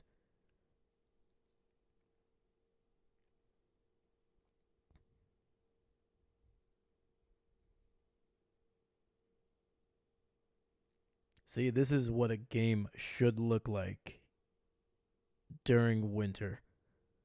Beautiful snow, man. The field is starting to turn that beautiful little white with, you can see the little, you can barely see the numbers. I love it. Receiver in motion to the left, handoff up the middle. Najee almost breaking loose, getting it down to about the 10.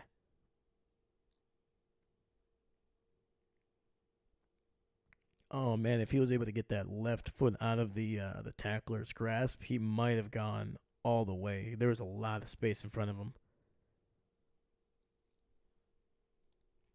All right, we got 2nd and 6 coming up here. We got 3:35 and rolling on the third quarter.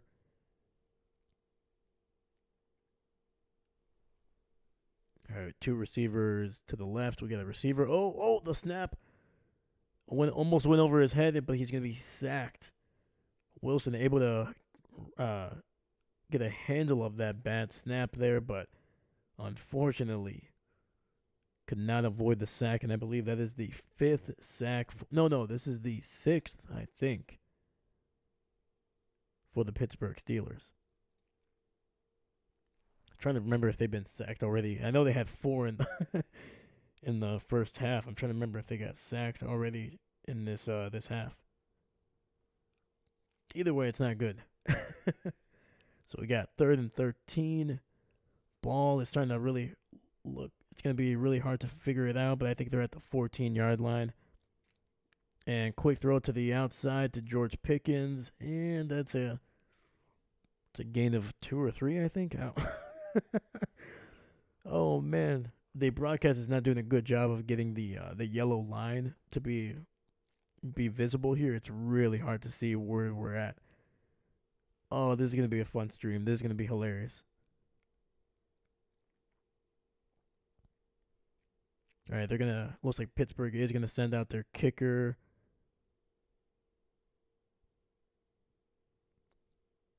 So this will be a 28-yard field goal.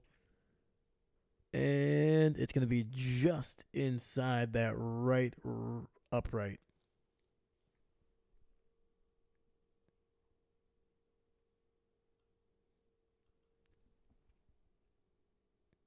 And Pittsburgh has brought it to within 4 points here.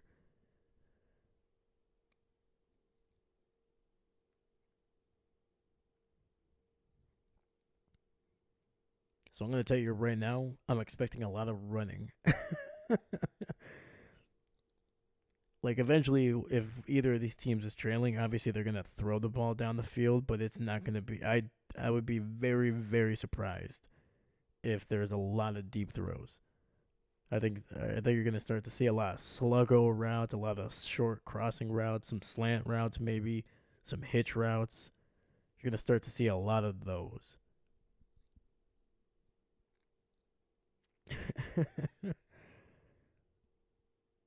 Yeah, I don't know how I'm gonna be able to call this one accurately, man. They gotta fix their what they use for the line of scrimmage here, man. Because right now they're using a gray line, and that's not showing up on the field right now. And the yellow line is barely visible as well. So, yeah, hopefully coming back from this commercial break, they'll be able to switch it up to a darker line. Otherwise, I don't know. I'm just gonna have to guess where the ball is.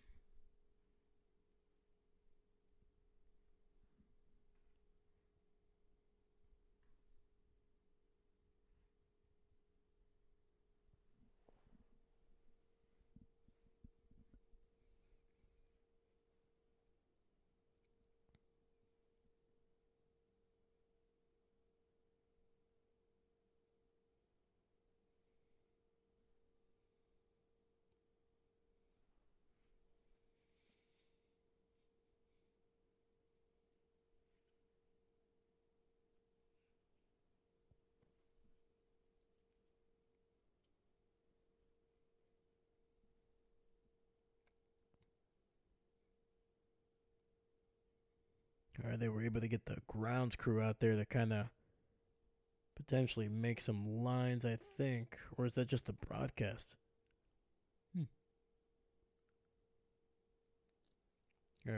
Kick is up, and it's going to be well short. I think he caught it around the 10.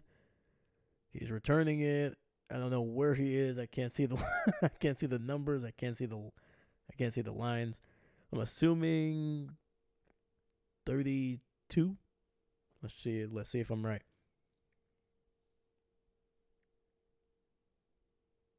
And they're saying he got it around the 35, so I wasn't too far off. All right. Here at I'm Not a Coach, we get things almost accurate, okay? Too much accuracy and the expectations get a little too high, right?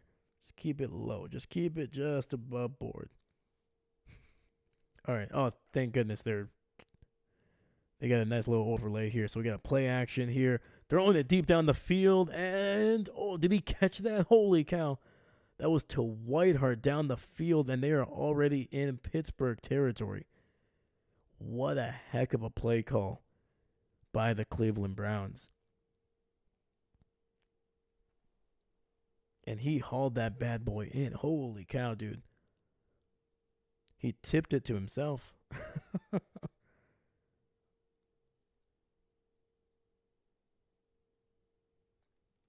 All right, we are at, it's 1st and 10, ball at the 36. Handoff up the middle, Nick Chubb getting it down to the 30.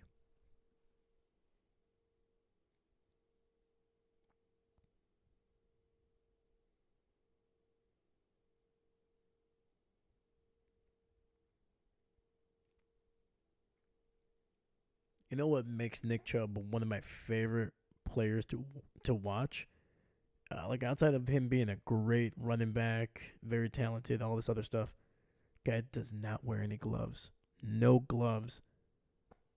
It's old school, man. And it's going to be a run to the right, and Chubb taken down at the line of scrimmage.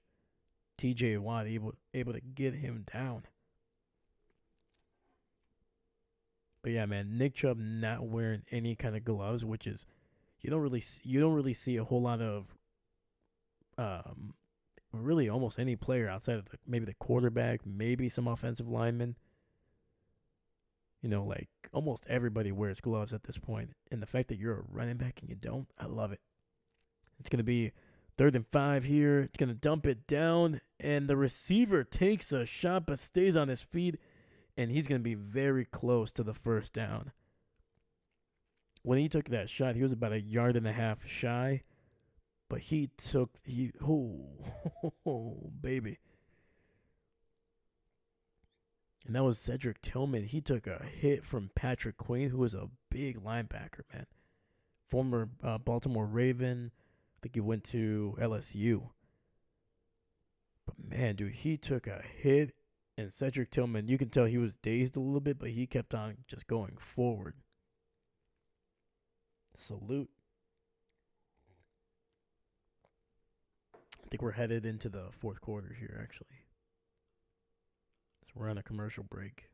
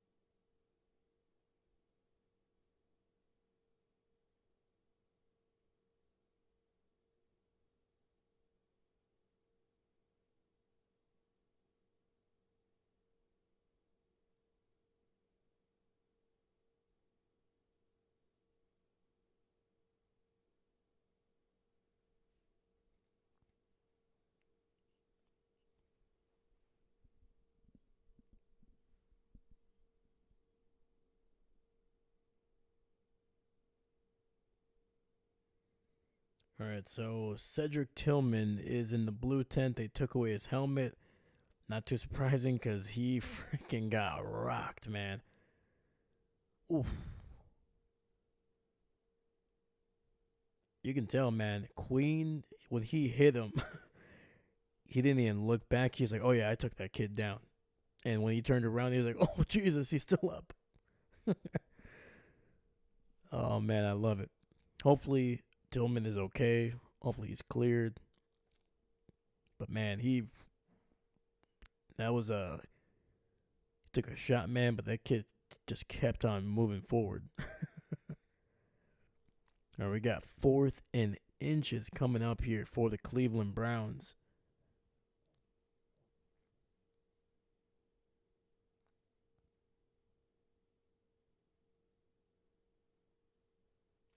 All right, the snow is definitely starting to stick a lot more.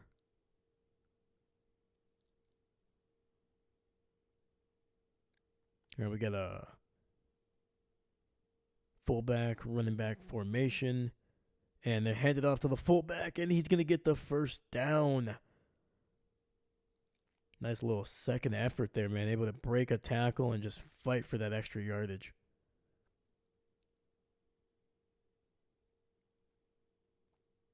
And that was to Nick Chubb in the fullback position. I love it, man. Preston Smith, the former Packer, unable to bring him down.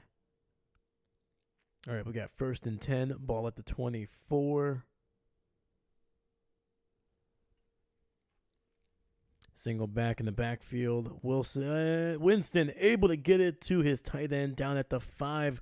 That is a first down. That is Jordan Atkins, or Atkins, not Atkins. Yep, right down the seam there. Getting it over the linebacker, but just before the safety that was able to bring him down.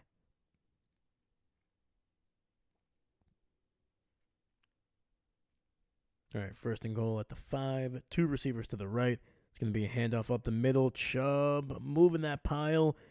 And he's going to be down at about the 2 or the 1. It's tough to tell with the angle here. I think they've had to change the cameras that they use.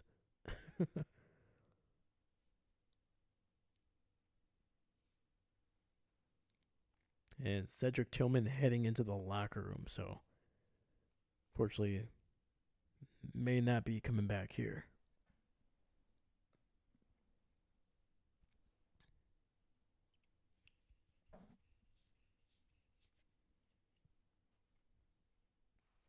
All right, we got 2nd and goal.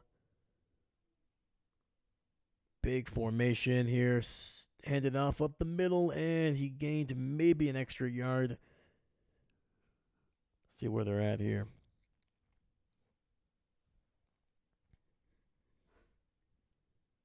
That was to Nick Chubb, so it'll be 3rd and goal regardless. I'm just trying to see where they spot this ball.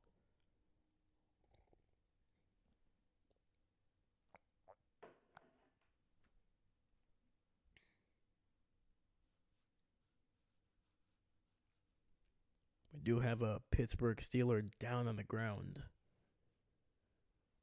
Or down on one knee.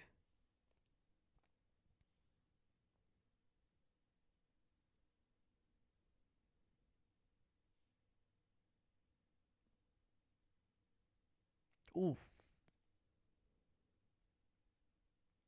That was a head-to-head collision right there for sure.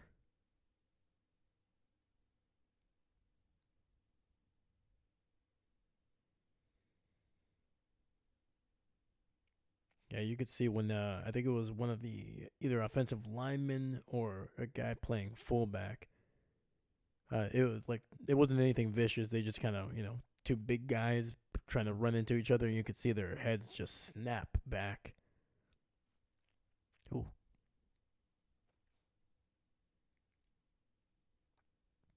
Dude, some of these people that are shirtless, you guys are freaking nuts, man. I would not be.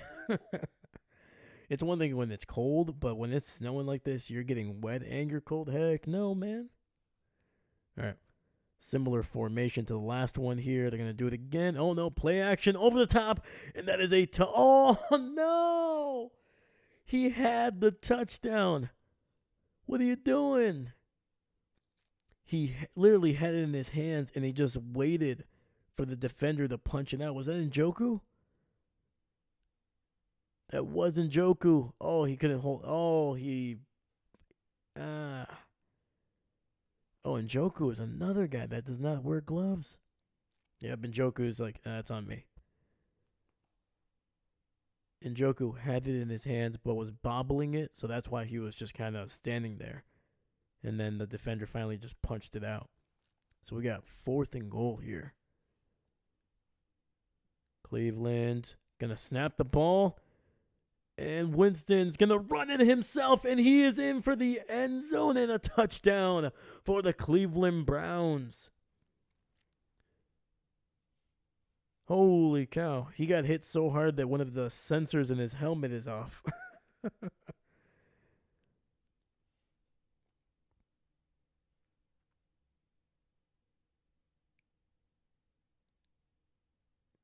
Dang, that is wild. That was a great play by Jameis Winston.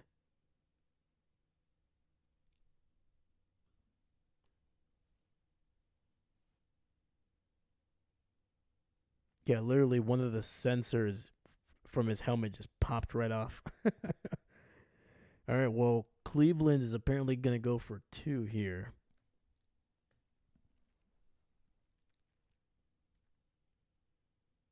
Wait, why are they going for 2? And they get it to Njoku, who makes an incredible catch. Holy cow. What the heck? Holy cow, man. That was wild. That one he was able to haul in.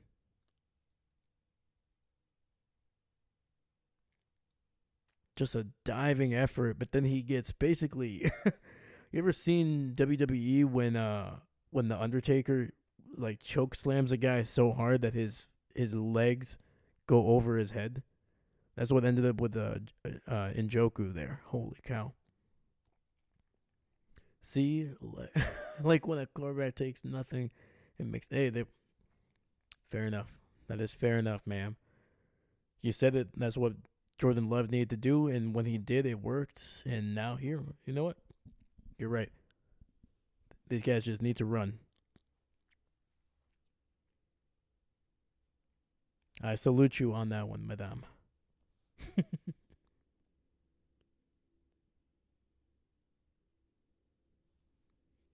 All right, let's make this 18.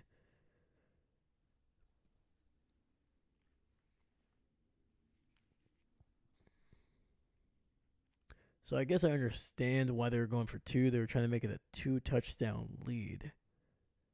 But man, that's a risky thing, man. Because if you don't make it, you're sure you're still up by 10. But if you make it 11, it's a touchdown, a field goal, plus the 2 extra point on the touchdown. But I guess now it's 2 touchdowns. So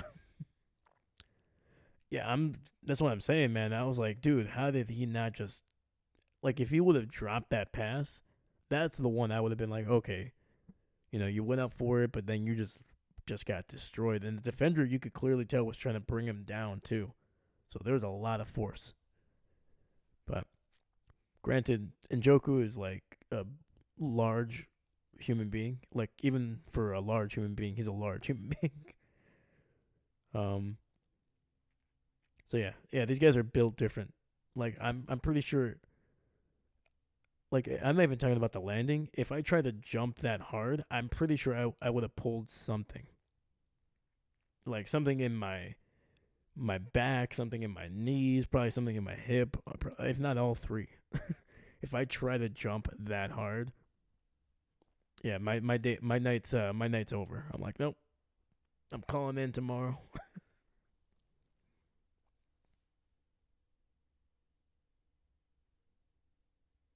All right. They clearly didn't get the. Yeah, man.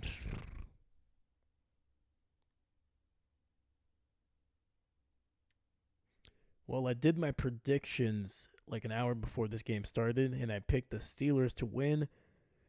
Well, I'm going to be 0-1 on that one.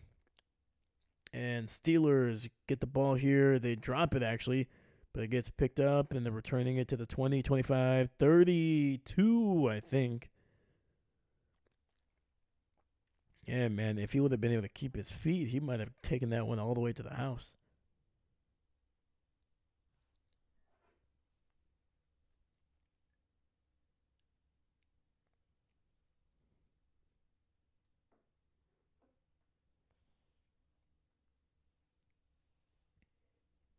No, man, the Steelers have been rough tonight. And I mean, even last week when they won 18-16, they didn't score a touchdown. It was all field goals. And so far, it's been field goals here tonight as well. It's gonna be a throw to the right here and a gain of about 5 on the play. They're showing highlights of this game earlier, and it looks like they're talking about something from last year because there is not a single snowflake, not only in the air but on the ground. All right, we got Justin Field on the field. And they're giving it to him. He's got some blockers. He's to the 50, 45, 40, 50. Taken down at around the 35. Justin Fields.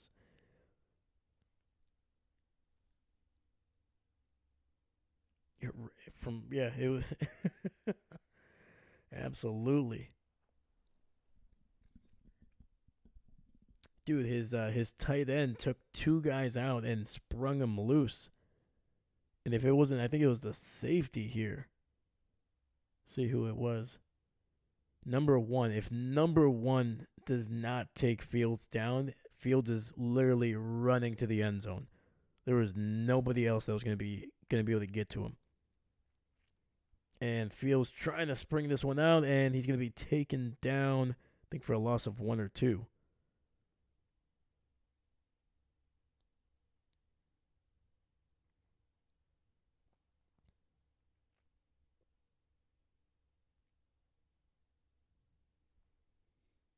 We got 10:30 left in this game, so there's still plenty of time. And Justin Fields is still on the field. You could tell Russell was trying to get out there. He's like, "Oh, is it my turn? Is it my no, no? Oh, no, come on." All right, we got 2nd and 12. 2 receivers to the right. Fields looking, throwing it up, and it's going to be incomplete. So 3rd and 12 coming up.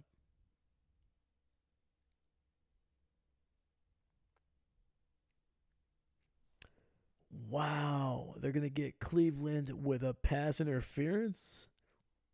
So that's an automatic first down.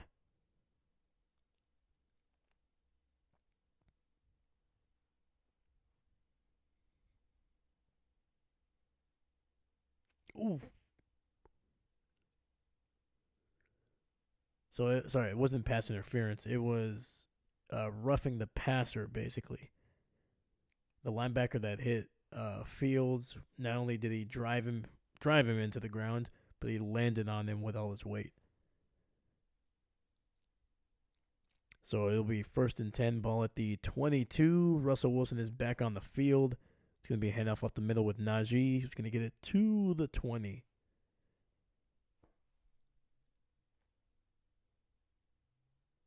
They're making Fields work the field. All right, right on, right on.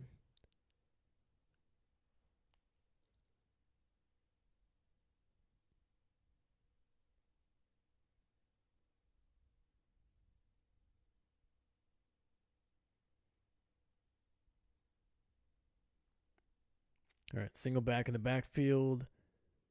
And I think they might have gotten Cleveland the jump on that one.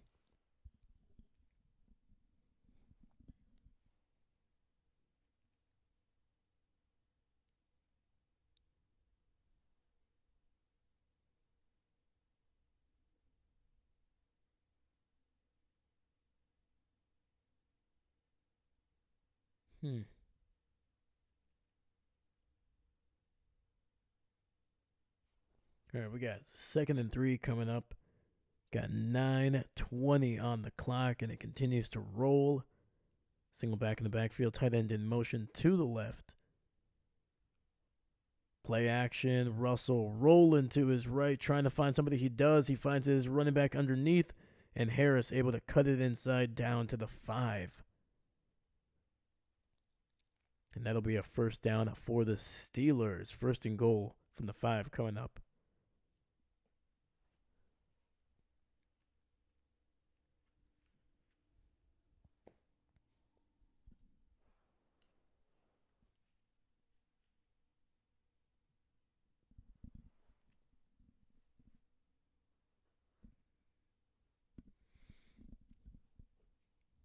All right, we got Jaylen Warren in the backfield, Freiermuth in motion. And it's going to be an end around with Cordero Patterson, and it's not going to go well. They lost 2 yards on the play.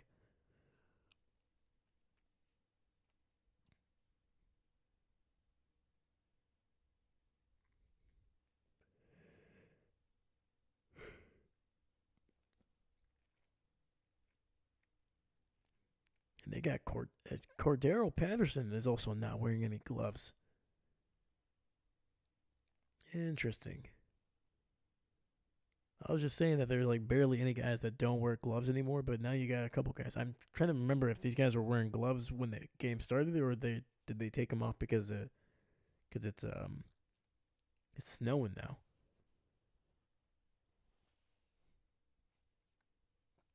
All right, well, Justin Fields now is back on the field.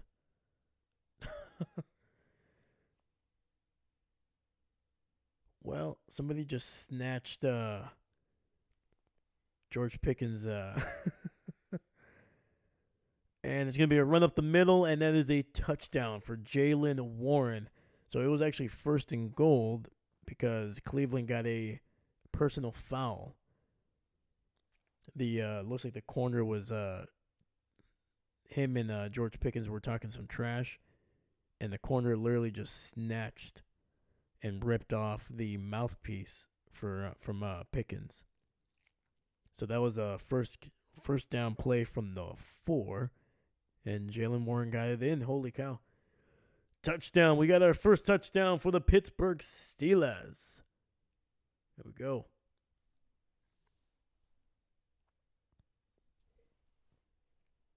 Extra point is good, I think. Yep.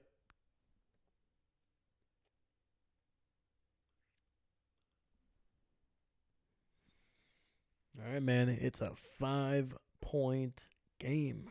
We got 7:57.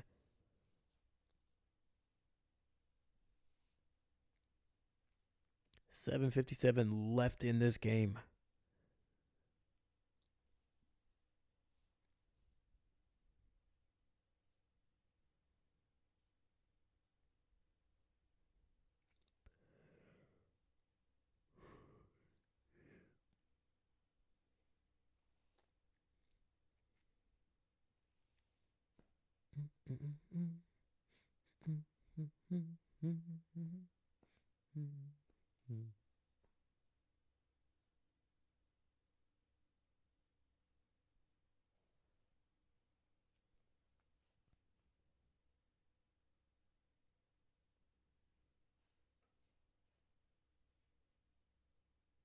All right, man. Well, Cleveland is going to have to respond here. So a field goal would make it an 8-point game. So that's the minimum they got to do here. They had a drive earlier in the game that was able to go for nearly 7 minutes.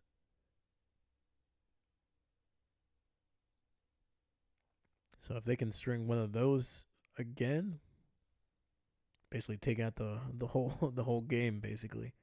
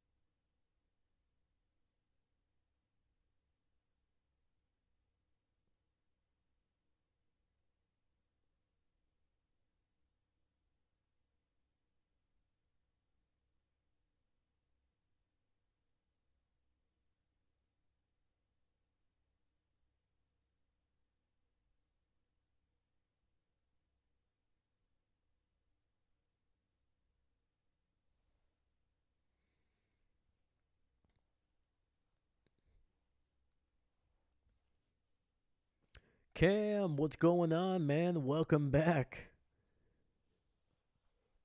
Welcome back, man. Have you been paying attention to the game, man? Because it's starting to get wild right now. We got a return here. Cleveland gets it at the 20, and he's going to be stopped at about the 24.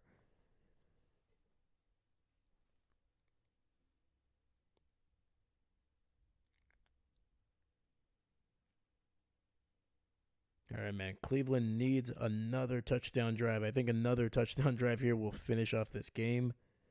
I don't think Pittsburgh has another. I don't think they have two touchdown drives in them. So I'm trying to think here. When were you here last? Let me look at when you were back here. So Cleveland, they got the ball back. They were able to make a big play. It was a play action. Threw it right down the field, and after that, it was just some really good play calling, mostly running. And then when they got into the inside the 5, it was just a nice run by Winston to the right.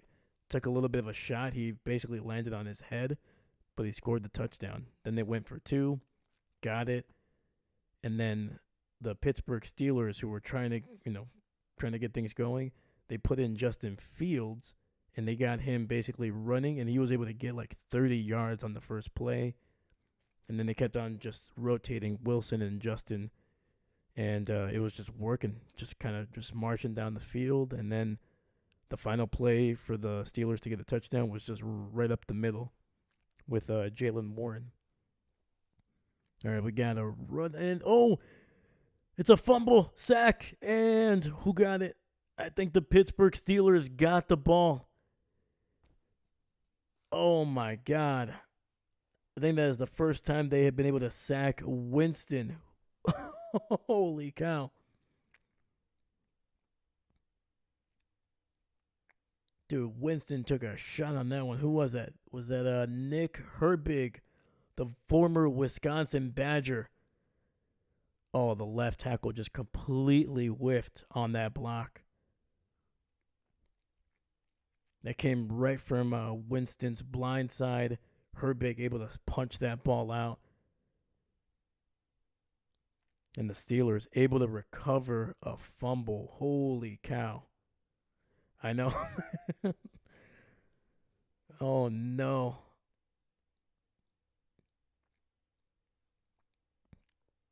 Oh, my God. And literally, I think that's the first time they've sacked him tonight.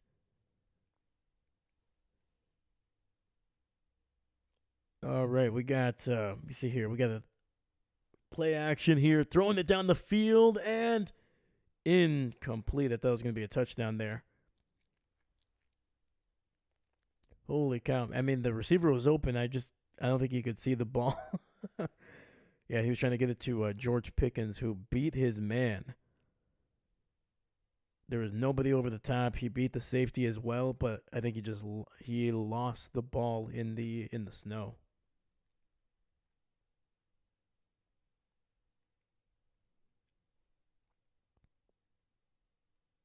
Man, it's gonna be close here, man. Pittsburgh has not looked good offensively up until their last drive here. It's gonna be a run up the middle, and Harris able to get some tough yardage, man. Initially, it looked like it was gonna be a gain of 2. I think he turned it into a gain of 5, maybe. Holy cow, man. So we got third down coming up.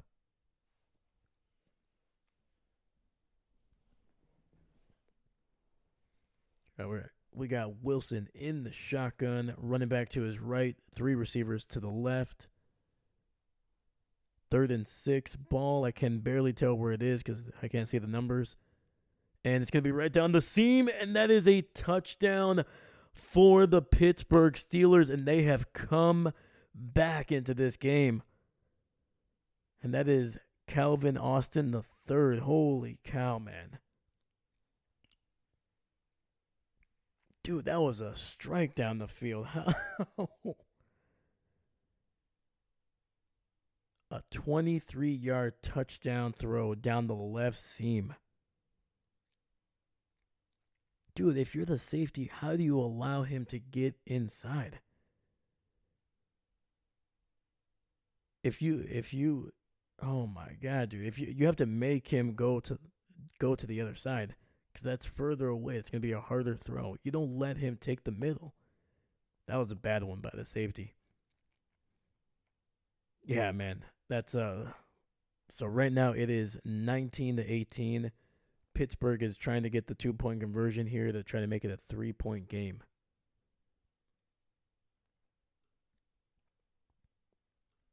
All right, we got three receivers on the right. Wilson alone in the backfield. Throw, and it'll be incomplete. That was solid coverage by the Browns.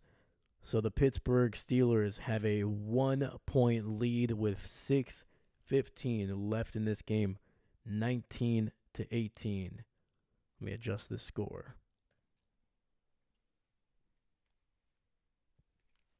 All right, so the Browns can technically win this with a field goal. I'm right there with you, Cam. Like I said, I picked the Steelers to win just because it's 8-2 versus a 2-8 team, but it'd be hilarious if the Browns won.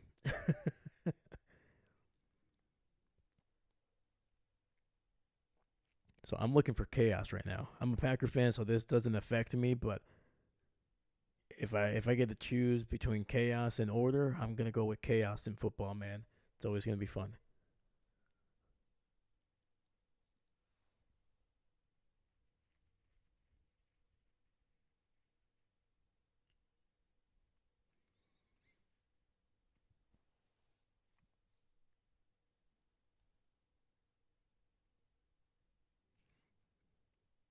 Same. I'm right there with you.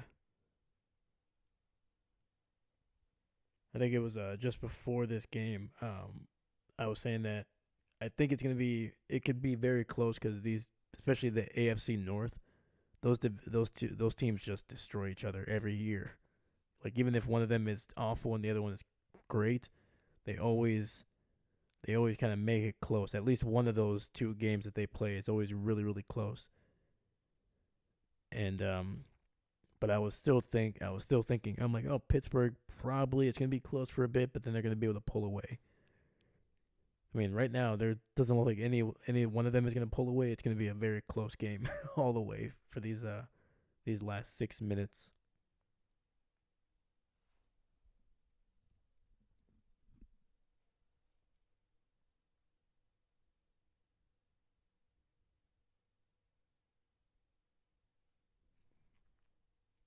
All right, looks like we are back from commercial break.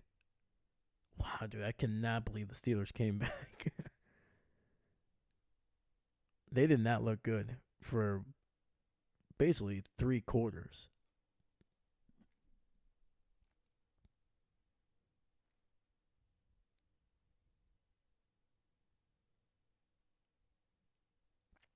Absolutely, man. Absolutely. Yeah, the AFC North is always one of those divisions. Oh, they fumble it, but he picks it up. He's good. He's good. Cleveland gets the ball down to about the 32 or 33. Yeah, he initially muffed the ball there, but I guarantee you, it is probably hard to gauge where the ball is in the air.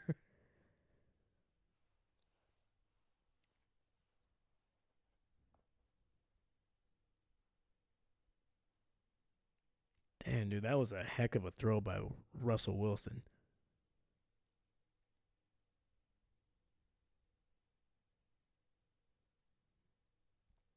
All right, we got 1st and 10, ball at the 33-yard line. Winston alone in the backfield, empty set, and the ball is going to be batted at the line. So 2nd and 10 coming up.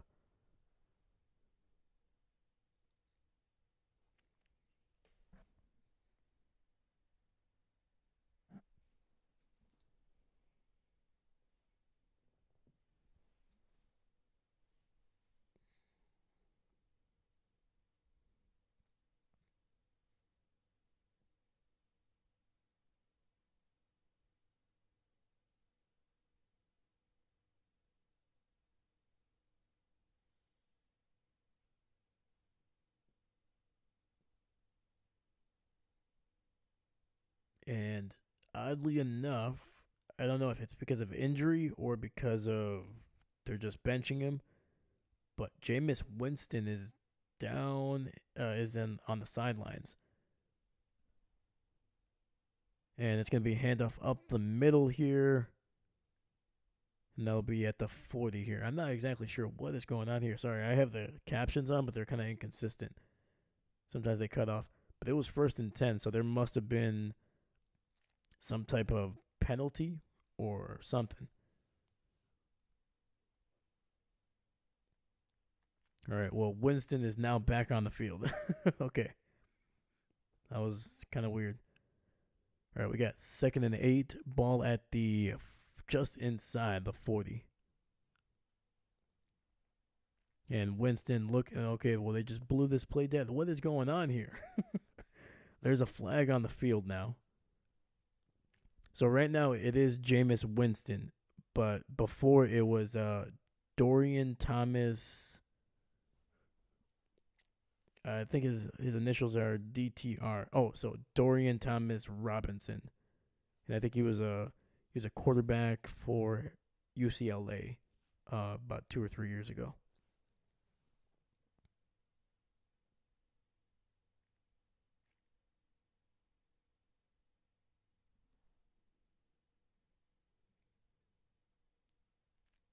So we got, what is going on here? So we got 3rd and 12 coming up here. Winston rolling out to his right, throwing it down the field, and he gets his man down inside the 40 down to the 38. That is a 1st down for the Cleveland Browns.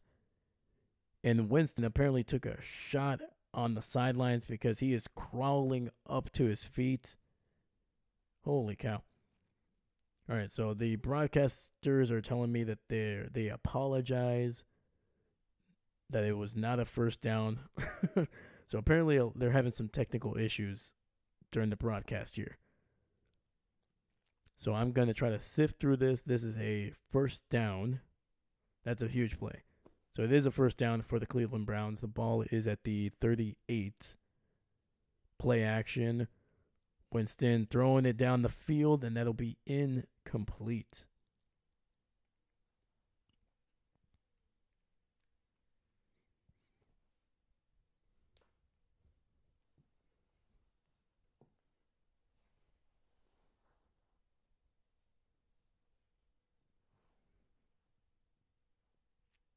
All right, realistically, you probably have to get this ball somewhere around the 20 to probably the 15 to try to kick a game-winning field goal.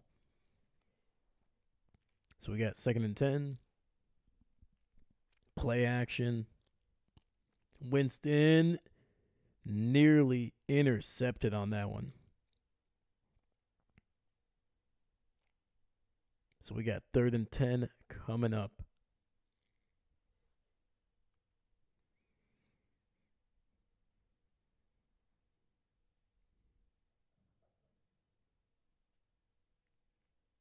It's gotta be tough for Jameis, man, because granted the Steelers are wearing black helmets and gold and black pants, but they're wearing white tees here. I feel like that's gonna mess with your perception or depth perception at some point.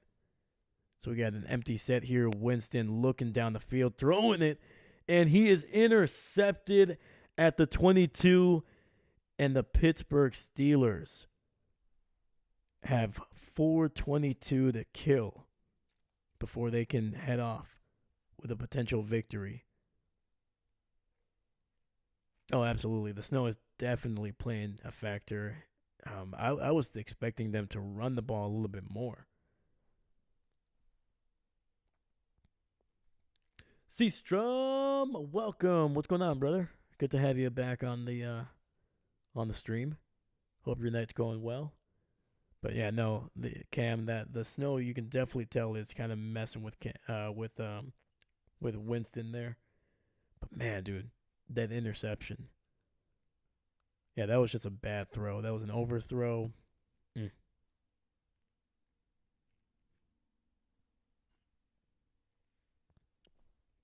Snow is pouring and a lot more competitive than that's what me and Cam were saying, dude. I thought that the Steelers were gonna definitely win this one handedly, and I think Cam thought the same. But of course, the Browns just gave us hope. That's all they gave us. Some false hope. Ooh, some cookies. Ooh, what we going with? We doing a traditional chocolate chip. We're doing some oatmeal. I'm a big oatmeal guy. Those are my cookies. I know some people don't like them, but it's okay. That's why I take them. Or are we doing some muffins? I assumed cookies. Oh yeah, no, you said cookies. My apologies. But yeah, what kind of cookies are we talking about here, man? Let's go.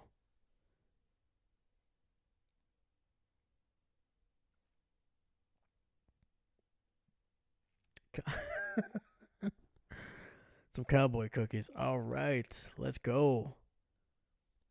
The ultimate cowboy fan. Heck yeah. Are we doing stars? Or are we doing helmets? Or are we actually doing like literal like cowboys?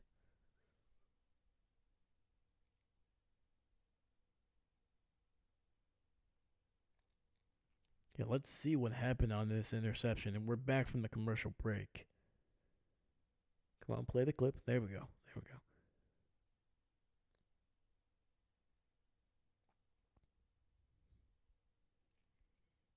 Oh, okay. I see. So his receiver looped inside or turned towards the center of the field instead of going out, like Winston thought.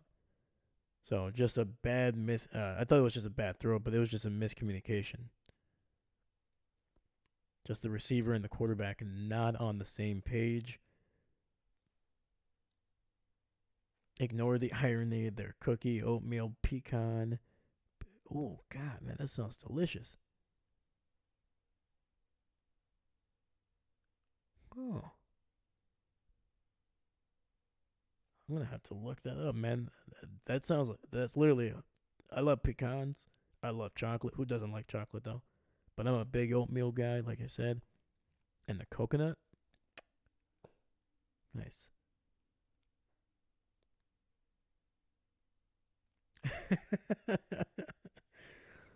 Sorry, Seastrom. It was right there. Yeah, I couldn't help myself. But yeah, dude, those sound delicious, man. I'm gonna have to look that up. All right, we got to run to the right here, and Harris able to get about 4 yards. So it'll be 3rd and 3, maybe 3rd and 4 coming up. And I think the Browns the Browns will use their first timeout of the second half. Streaming on Sunday, yes, absolutely. We see. I'm trying to think here. Look at the schedule. So yeah, we're gonna be doing 3 games on Sunday. We're gonna do Sunday night, then we're gonna do this San Francisco and the Packer game at 3, and then we also do the early morning game or early afternoon, depending on your time zone. But yeah, so we'll be doing 3 games on Sunday.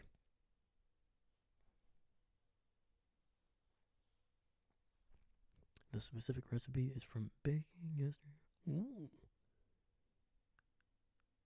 I'm gonna have to look that up here. I'm gonna have to save that bad boy. Yeah, because literally everything you just described in that cookie is something that I would enjoy. So, see, this is why I made this channel. The football is just to get people in. I'm just looking for the recipes. So we got 3rd and 4, moon ball to the left. Oh, and it'll be incomplete. George Pickens is looking for a flag, but he is not going to get one. And it was actually Justin Fields who threw that one. The Steelers are trolling me right now because I cannot tell who the quarterback. Like both of these teams are changing quarterbacks. We had Dorian Thomas Robinson in for a play with the Cleveland Browns. Justin Fields is coming in and out. And the punt is not going to be a good one. It's going to be somewhere around the 45. Where are they marking it?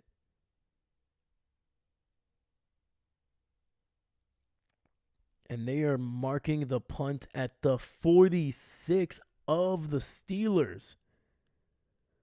So the Browns probably only have to go about 25 yards or maybe even less, depending, for a game-winning field goal. Holy cow. Sorry, let me look at the chat here. It's a collection of old recipes from... Holy cow, jeez. It's a good recipe. Nice. Dude, that's awesome. Seastrom, that's freaking awesome, dude. Old recipes, man. There's always some great ideas that you can glean from the olden times, man. It's gonna be a run up the middle, gain of about 7 for the Browns. They're down inside the 40, down to about the 38. And yeah, you're right, Cam. You're right, man. Like, if the Browns play this right, they might be able to sneak away with a big victory over the Steelers here. But they got to get in field goal range. Right now they're around the 38, so I think at minimum they're going to need another 10 to 15 yards. And Winston not taken down. He finds his man. Oh, no. Oh, my God. His backup tight end was wide open, and he drops it. It was going to be a first down and a lot more. There was like, I don't think there was a Steeler within like 10 yards of him.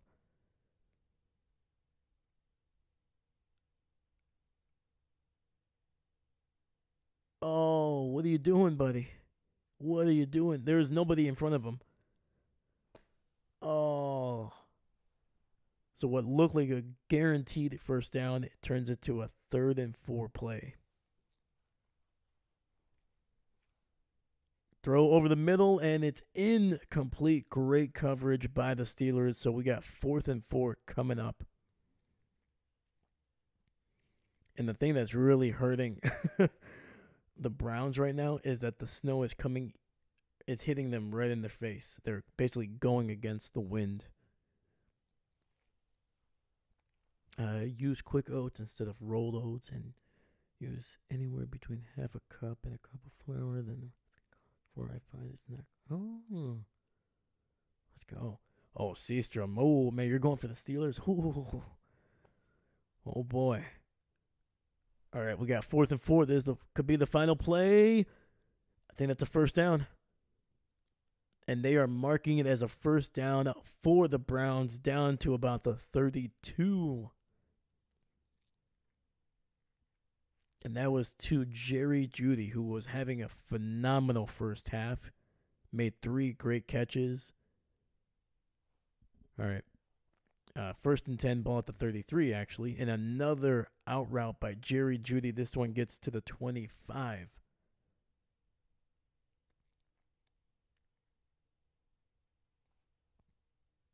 Wait, was that Jerry Jeudy? No, that was, Jordan Akins.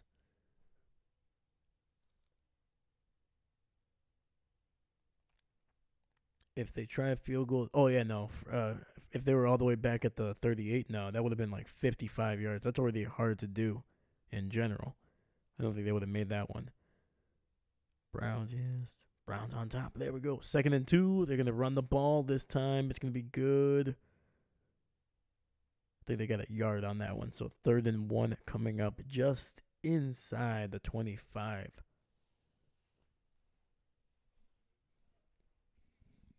All right, and we just hit the 2-minute warning. So we're going to go commercial break, and we got 3rd and 1, I think, coming up here.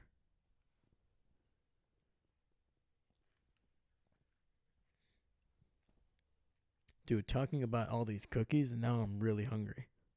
I think I have some brownie mix that I can probably make.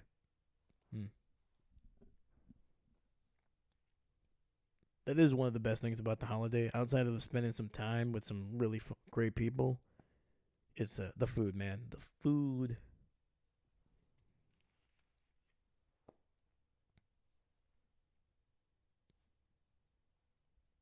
Yeah, I'm a big mashed potatoes guy. I'm like mashed potatoes. Give me some gluten free mac and cheese, and I'm a happy man. I can like anything is good, but if you give me those two things, the meal's gonna be on top.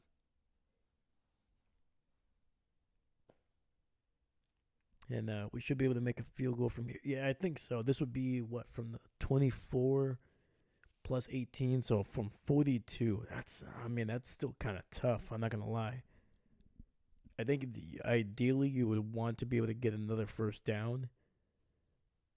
I think you would want to get this one somewhere around 35 in terms of length. So that would be an extra 7 yards. Because a big one is about is like being able to plant your feet without slipping. That's a big part, and I don't think they allow you to clear the spot anymore. I think that's like a thing that you can't do anymore.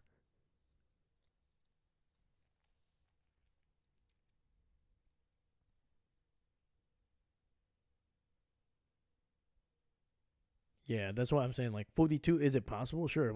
I think we've seen guys make kicks from that length, like kind of in this type of weather. But you've seen a lot of guys either miss or just their feet. Their plant foot just slips and they lose all the power that they're about to get into that kick. And you got the Browns kicker. He's heating up his foot, trying to dry it as much as he can. He's literally sticking his foot into those big giant space heaters. All right, we got a 3rd and 2 coming up here. They need to get the ball to the 23. Winston gonna take a hit, and he's gonna have to just throw it away.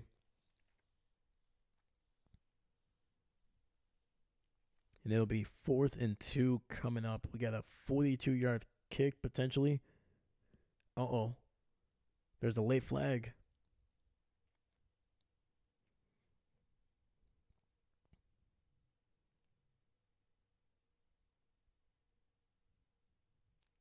they there's a flag, but they're talking whether that was intentional grounding, and if it is,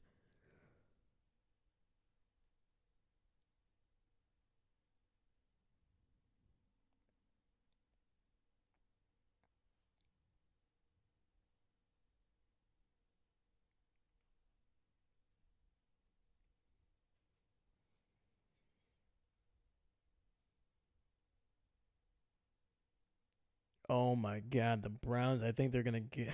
No.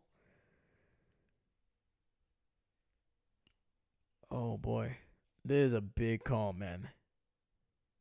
Because that's 10 yards plus the loss of down.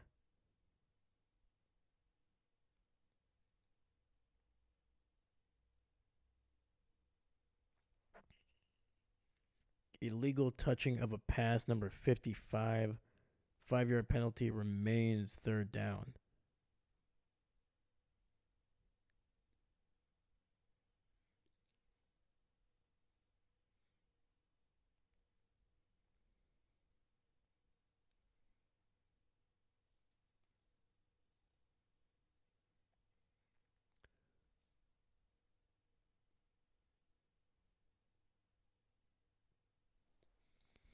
All right, so right now what they're showing on the field is still 4th and 2.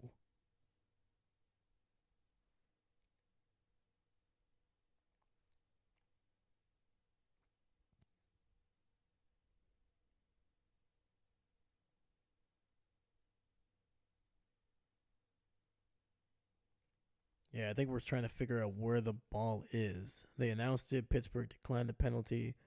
Illegal touching of a pass is declined.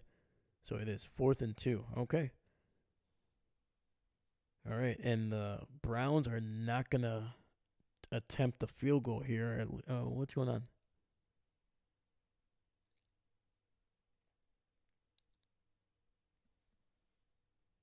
Okay, so never mind. Pittsburgh is going to accept the penalty here, which will move them back. I don't know how many yardage, but it'll be third down apparently. Okay, so 3rd and 7 after the penalty that was accepted finally. Honestly, if you're the Browns, I think you would. This is probably better for you. You get basically a second crack at a.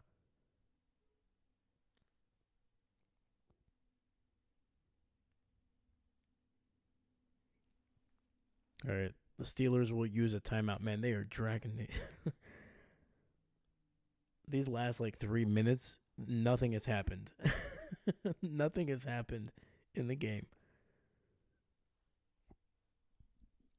The penalty was initially declined, and then it was accepted, and now we got a timeout. My goodness, guys. Come on, get it together. All right.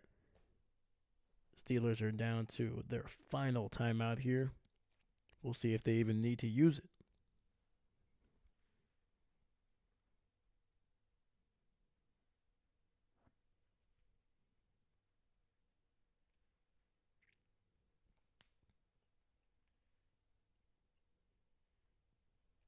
All right, we got 3rd and 7, empty set. Browns, four receivers to the right. Winston finds a man wide open, and he is down inside the 15, down to the 14. And the clock is running at 1:44.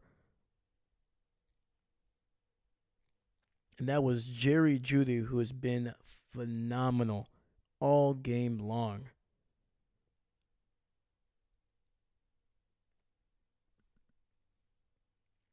Just basically running a deep crossing route from the right to the left of the field, beat his man, and there is nobody.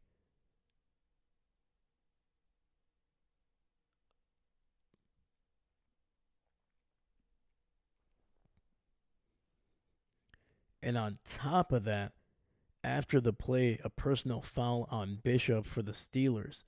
So that'll make it 1st and goal all the way inside the 10 down to the 9. So apparently Bishop, not exactly sure. I didn't see him like physically touch anything. He might have said something. So it's going to be a handoff up the middle. And it's a broken tackle down to the 5-3. And he's down at the 2-yard line. Nick Chubb, man, breaking tackles and getting basically an extra 6 yards on the run.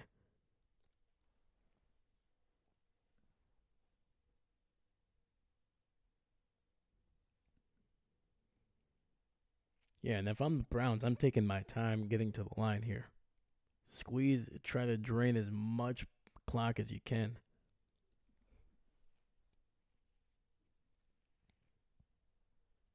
And it's going to be up the middle, and Nick Chubb breaks the tackle, and he is in for the touchdown. I'm not going to lie, I'm kind of surprised that they decided to score this quickly, but, I mean, hey, a touchdown is a touchdown, and the lead is a lead.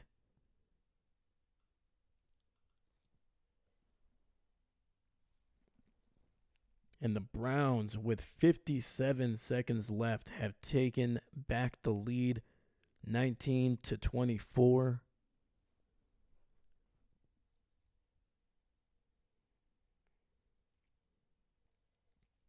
And obviously, you're going to go for 2 to make this a 7-point game. So Cleveland has already converted one of these. Can they get another? Tight end in motion to the left. Browns in the eye. Now the tight end is to the right. And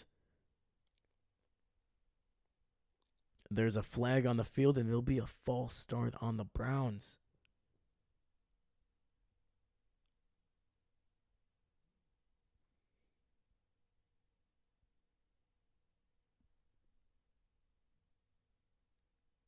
Yep, going for 2, man. Going for 2.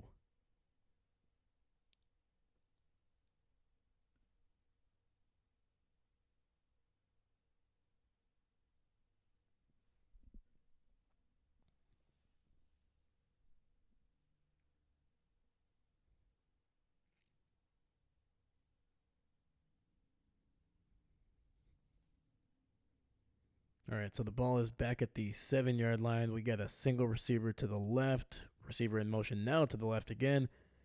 And it's going to be a throw and incomplete. Trying to get it to Jerry Jeudy, and I think he was open, man. I just don't think Jeudy saw the ball coming his way.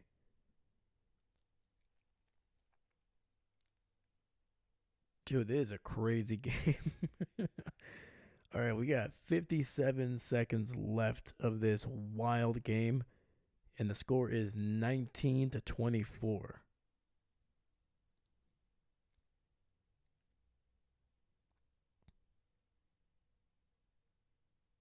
Dude, I love that Cam is going for the Browns, and then you got Seastrom over here just, let's go Steelers.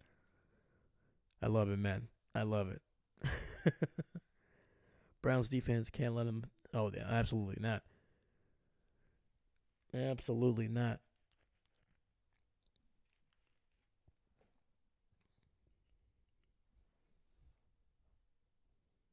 If you're Jeudy on that 2-point conversion, when that ball is in the air, you gotta basically press.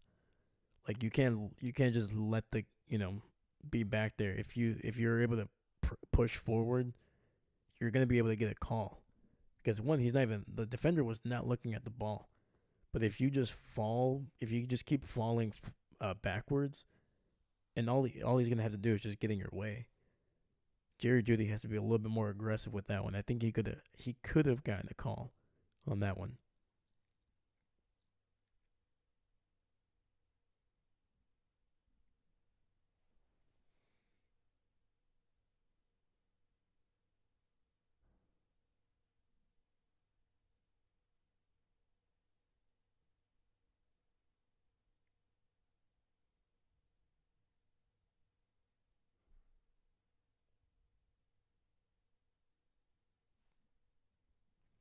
As a Ravens fan, I can't root for this. Hey, I feel you.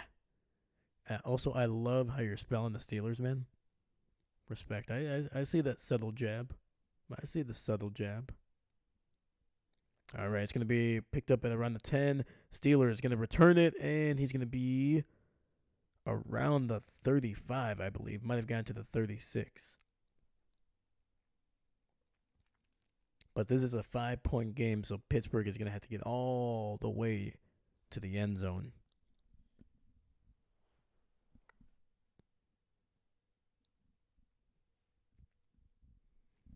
So the crazy thing is, I was realizing it when I was doing my power rankings video.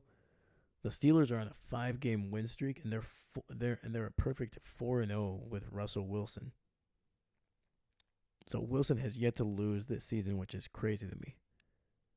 All right, we got an empty set. 2 receivers to the right. Wilson looking, throwing it underneath. Ball to the 40, down to the 46, I think. And that is Pat Freiermuth. Clock is rolling. 35 seconds, 34, 33, 32. They do have 1 timeout left. Empty set. Russell takes the snap, throwing it down the field, rolling to his left, and incomplete. Stops the clock with 22 seconds left.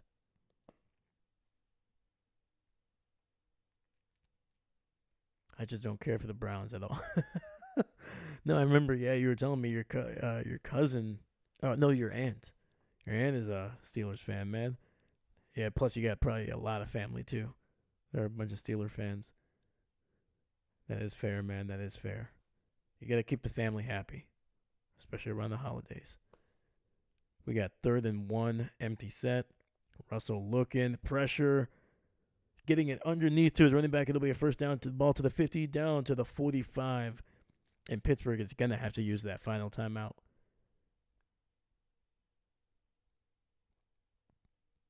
And they do. They stop the clock with around 16 seconds left.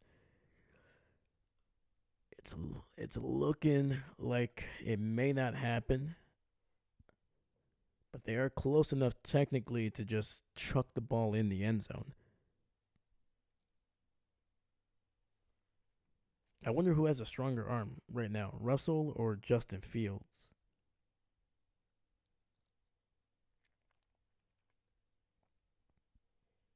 I know they both could get it to the end zone, especially from where they are at around the 45.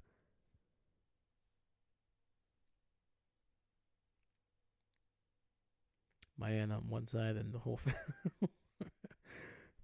Hail Mary, you oh boy, Hail Mary, full of grace. We've seen a couple of those already this season. All right, we got a running back to his left. Otherwise, we got a bunch of receivers to the right.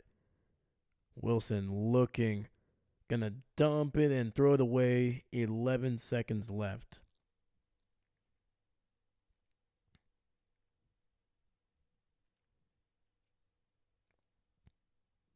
And this pressure from this Cleveland Browns defense, it was really good the first 3 quarters. This fourth quarter hasn't been as troubling, but I think you're starting to see a little bit more pressure from them.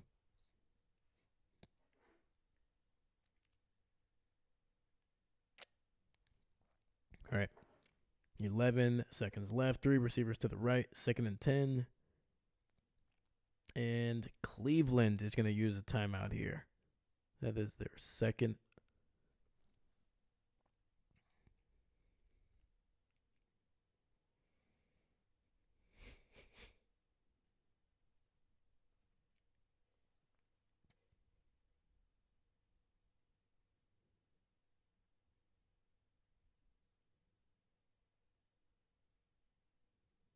All right. The way I've always liked to play this kind of situation where it's, a Hail Mary could come down. Obviously, they're going to be running some deep routes, probably 2 or 3. Is you put 3 safeties over the top, and then everybody else plays man except for the linebackers. You get 3 corners on there. They're manned up with somebody. That way you get a safety, and they also are kind of picking their guy.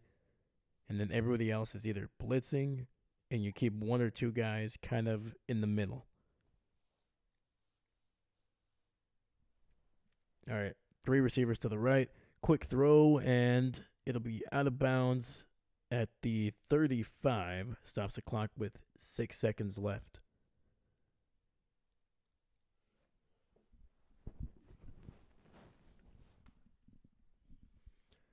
Oh my God.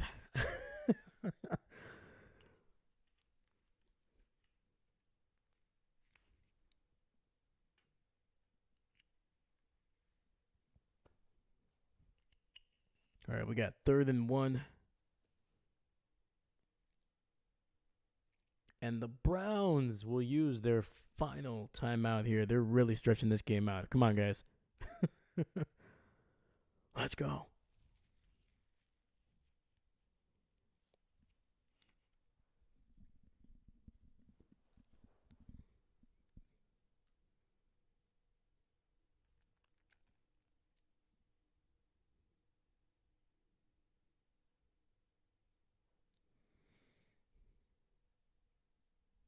All right, so apparently the wind is not too bad right now. It's saying it's a swirling wind, but it's like 5. It's under 5 miles, so it's not bad.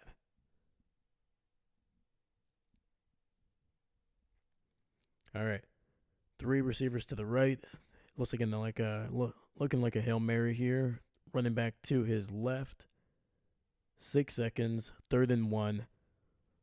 Russell Wilson gonna chuck it up, throwing it to the right, and incomplete.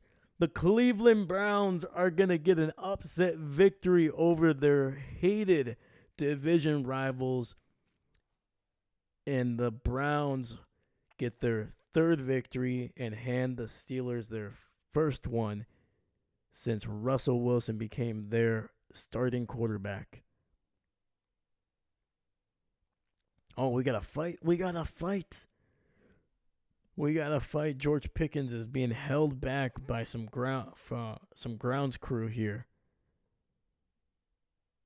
All right, looks like they calmed everything down here. Wow. Yeah, I'm surprised. I'm surprised too. Holy cow, man. it would have been such a Steelers thing to do to be able to get that Hail Mary at the end.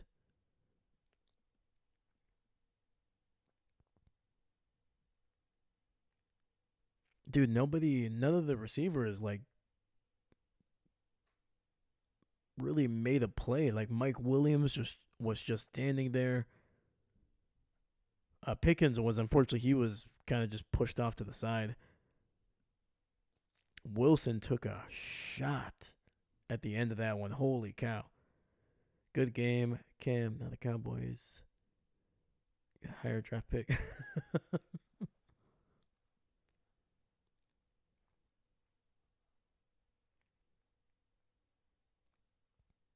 Yeah, when it comes to that, I'm trying to think here. Typically, if it's I think when it comes to that, I think it's I'm trying to think here. I think it's a strength of schedule. I think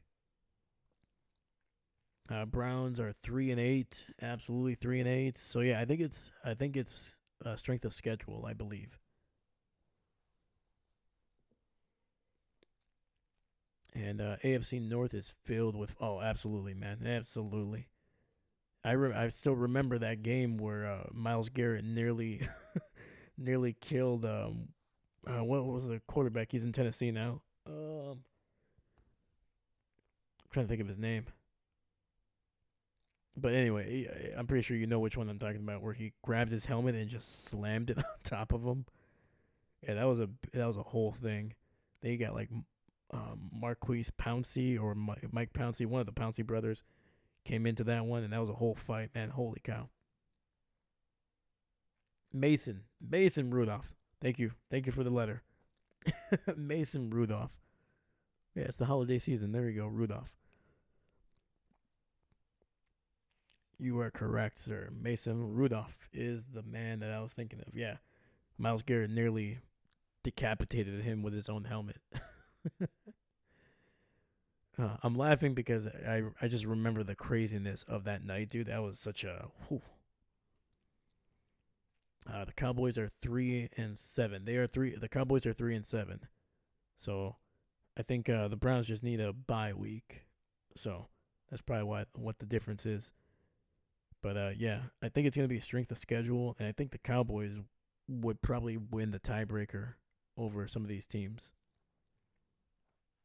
Today might be the best day Browns fans get. Oh, absolutely. And just in time for the holidays, too. Merry Christmas and Happy New Year. But yeah, man, this was an entertaining game. I literally was thinking it was going to be the Steelers all the way. Maybe the Browns can make it close because I know their defense is still playing at a decent level. It's not great, but it's pretty decent. But man, dude, I think the snow was potentially the great equalizer.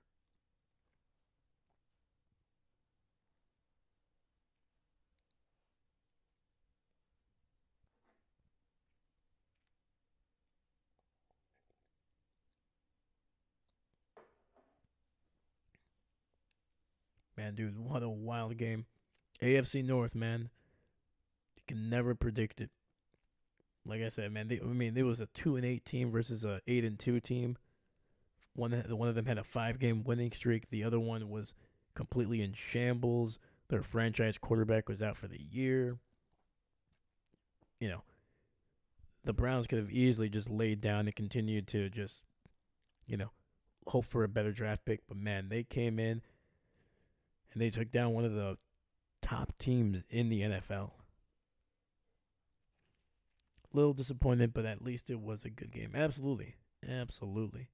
And like you said, man, this might give the Cowboys a little bit of a better draft pick.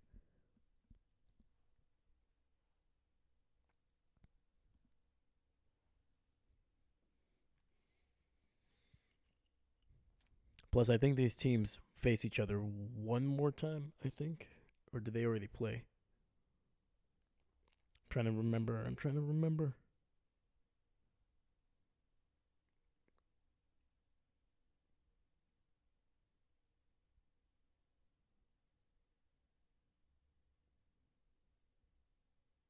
No, they do. They play each other on the 8th of December. The Ravens, they are. That's actually a good question. Are they 7-4? Because I know they lost to the Chiefs, they lost to the Browns, and they lost to one more team. I think I might be wrong.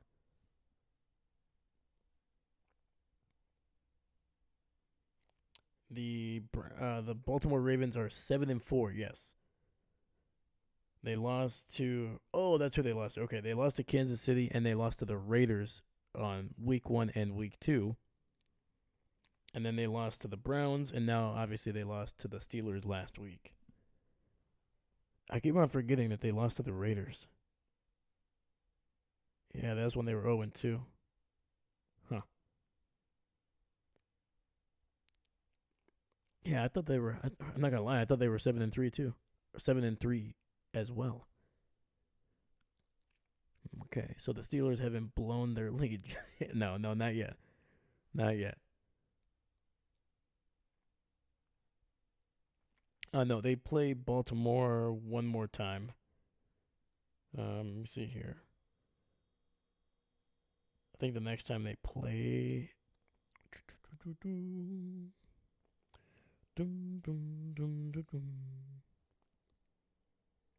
Come on. Yeah, the Steelers and the Baltimore Ravens play one more time, and that is going to be on December 21st.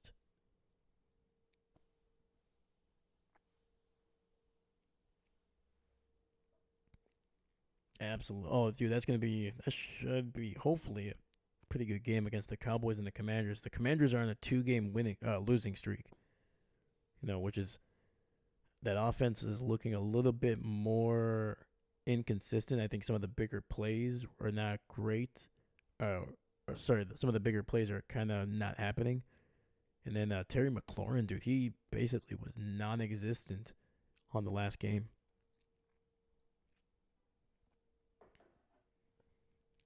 Okay, that matchup is going to be heating up also. I know it's the Steelers and the Browns rematch is just too. Oh, absolutely. Absolutely, man. In 2 weeks, I guarantee you they're still going to be feeling the effects of this game.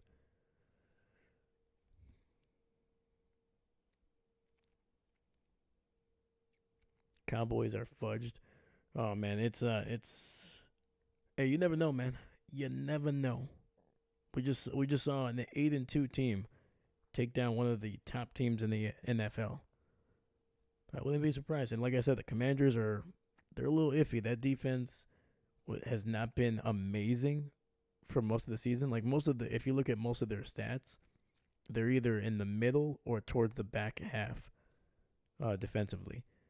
Their offense is still playing pretty well, or was, I mean, in terms of their stats, but the last 2 weeks, 2 losses. They couldn't get Terry McLaurin moving. They couldn't get their running game going last week either. So you never know, man. Maybe you're catching the Commanders, maybe a young team finally struggling a little bit. You might be able to catch them, with a nice little,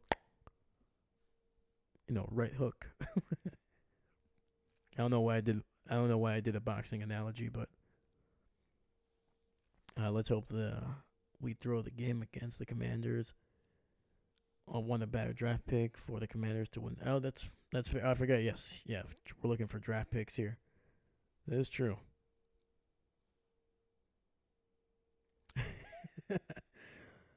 Yeah, dude, the Eagles, man, they are playing pretty well, man. 6-game win streak.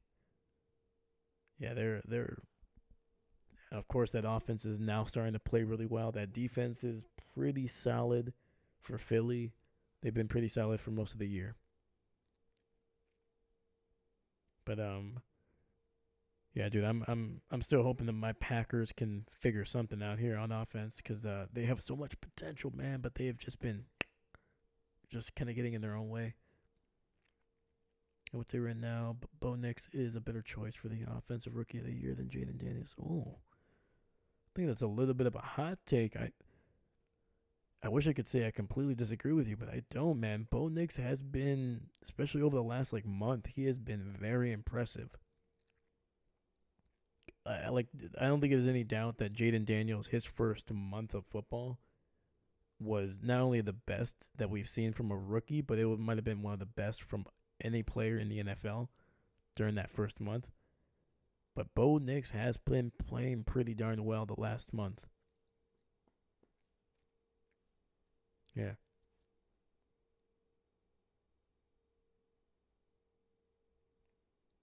Yeah, man. And they both seem like good dudes. Like Bo Nix seems like a chill guy. Seems like his teammates really like him. And on top of that, Jaden Daniels, man, he seems like a really, really like you can tell the way he talks on the sidelines, the way he conducts himself, like he conducts himself like a pro. So yeah, both of those quarterbacks, man, they're playing pretty well. Yeah, like this whole rookie class is very been Drake May in New England, he's playing pretty solid. We didn't get to see JJ McCarthy this year, but we'll see what he looks like next year. But yeah, man, these young quarterbacks. This was a class that I remember people kind of heading into. They're like, oh, these guys are overrated. Everybody's worried. Everybody's kind of hyping this draft up because next year's draft is really bad. So like he's like most of these guys in a regular quarterback draft would not even be in the top 15 or something like that. But I think these kids they're proving some guys wrong.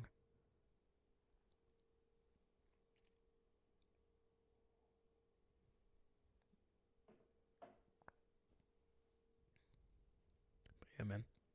But yeah, it's this week is gonna be very interesting. There's a couple of divisional games coming up. Oh my goodness, coming up, and then on top of that, you got some conference games like the Packers and the 49ers, some playoff potential there. But yeah, dude, it's gonna be a fun week. It's gonna be a fun Sunday. Um, yeah, man. Just watching some of the highlights here, man. It must have been fun to be in this game. Snow, you can never go wrong with a snow game. But yeah, but I think that that's gonna be it for me tonight, guys. I appreciate you guys. I really do. Seastrom, I always love it when you pop in, man. I thank you so much. Cam, great to have you here, man. Hopefully you'll stick around for a couple more streams throughout the year. Um, but yeah, man, it was fun having everybody here. Shout out to Dahlia as well. She's always in here. But yeah, man, this was a fun game. Great Thursday night matchup, man. I feel like the last like 3 or 4 Thursday night games have really been entertaining.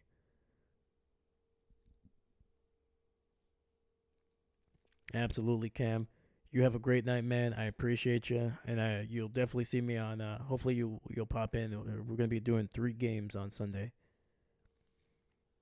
And Seastrom, hey, good luck with those cookies, man. Let me know how they come out. But yeah, man. Yeah, I'll see you guys on Sunday. Remember I dropped a power ranking video late last night. If you get a chance, if you're looking for something quick and easy, check it out. Let me know what you think of that one. I'm kind of proud. That's one of my favorite things that I've been able to do. It's a 12-minute video. We had some fun with it. So yeah, let me know what you think. But otherwise, I will catch you guys on Sunday. Thank you so much. And once again, my name is Dave, and I'm not a coach.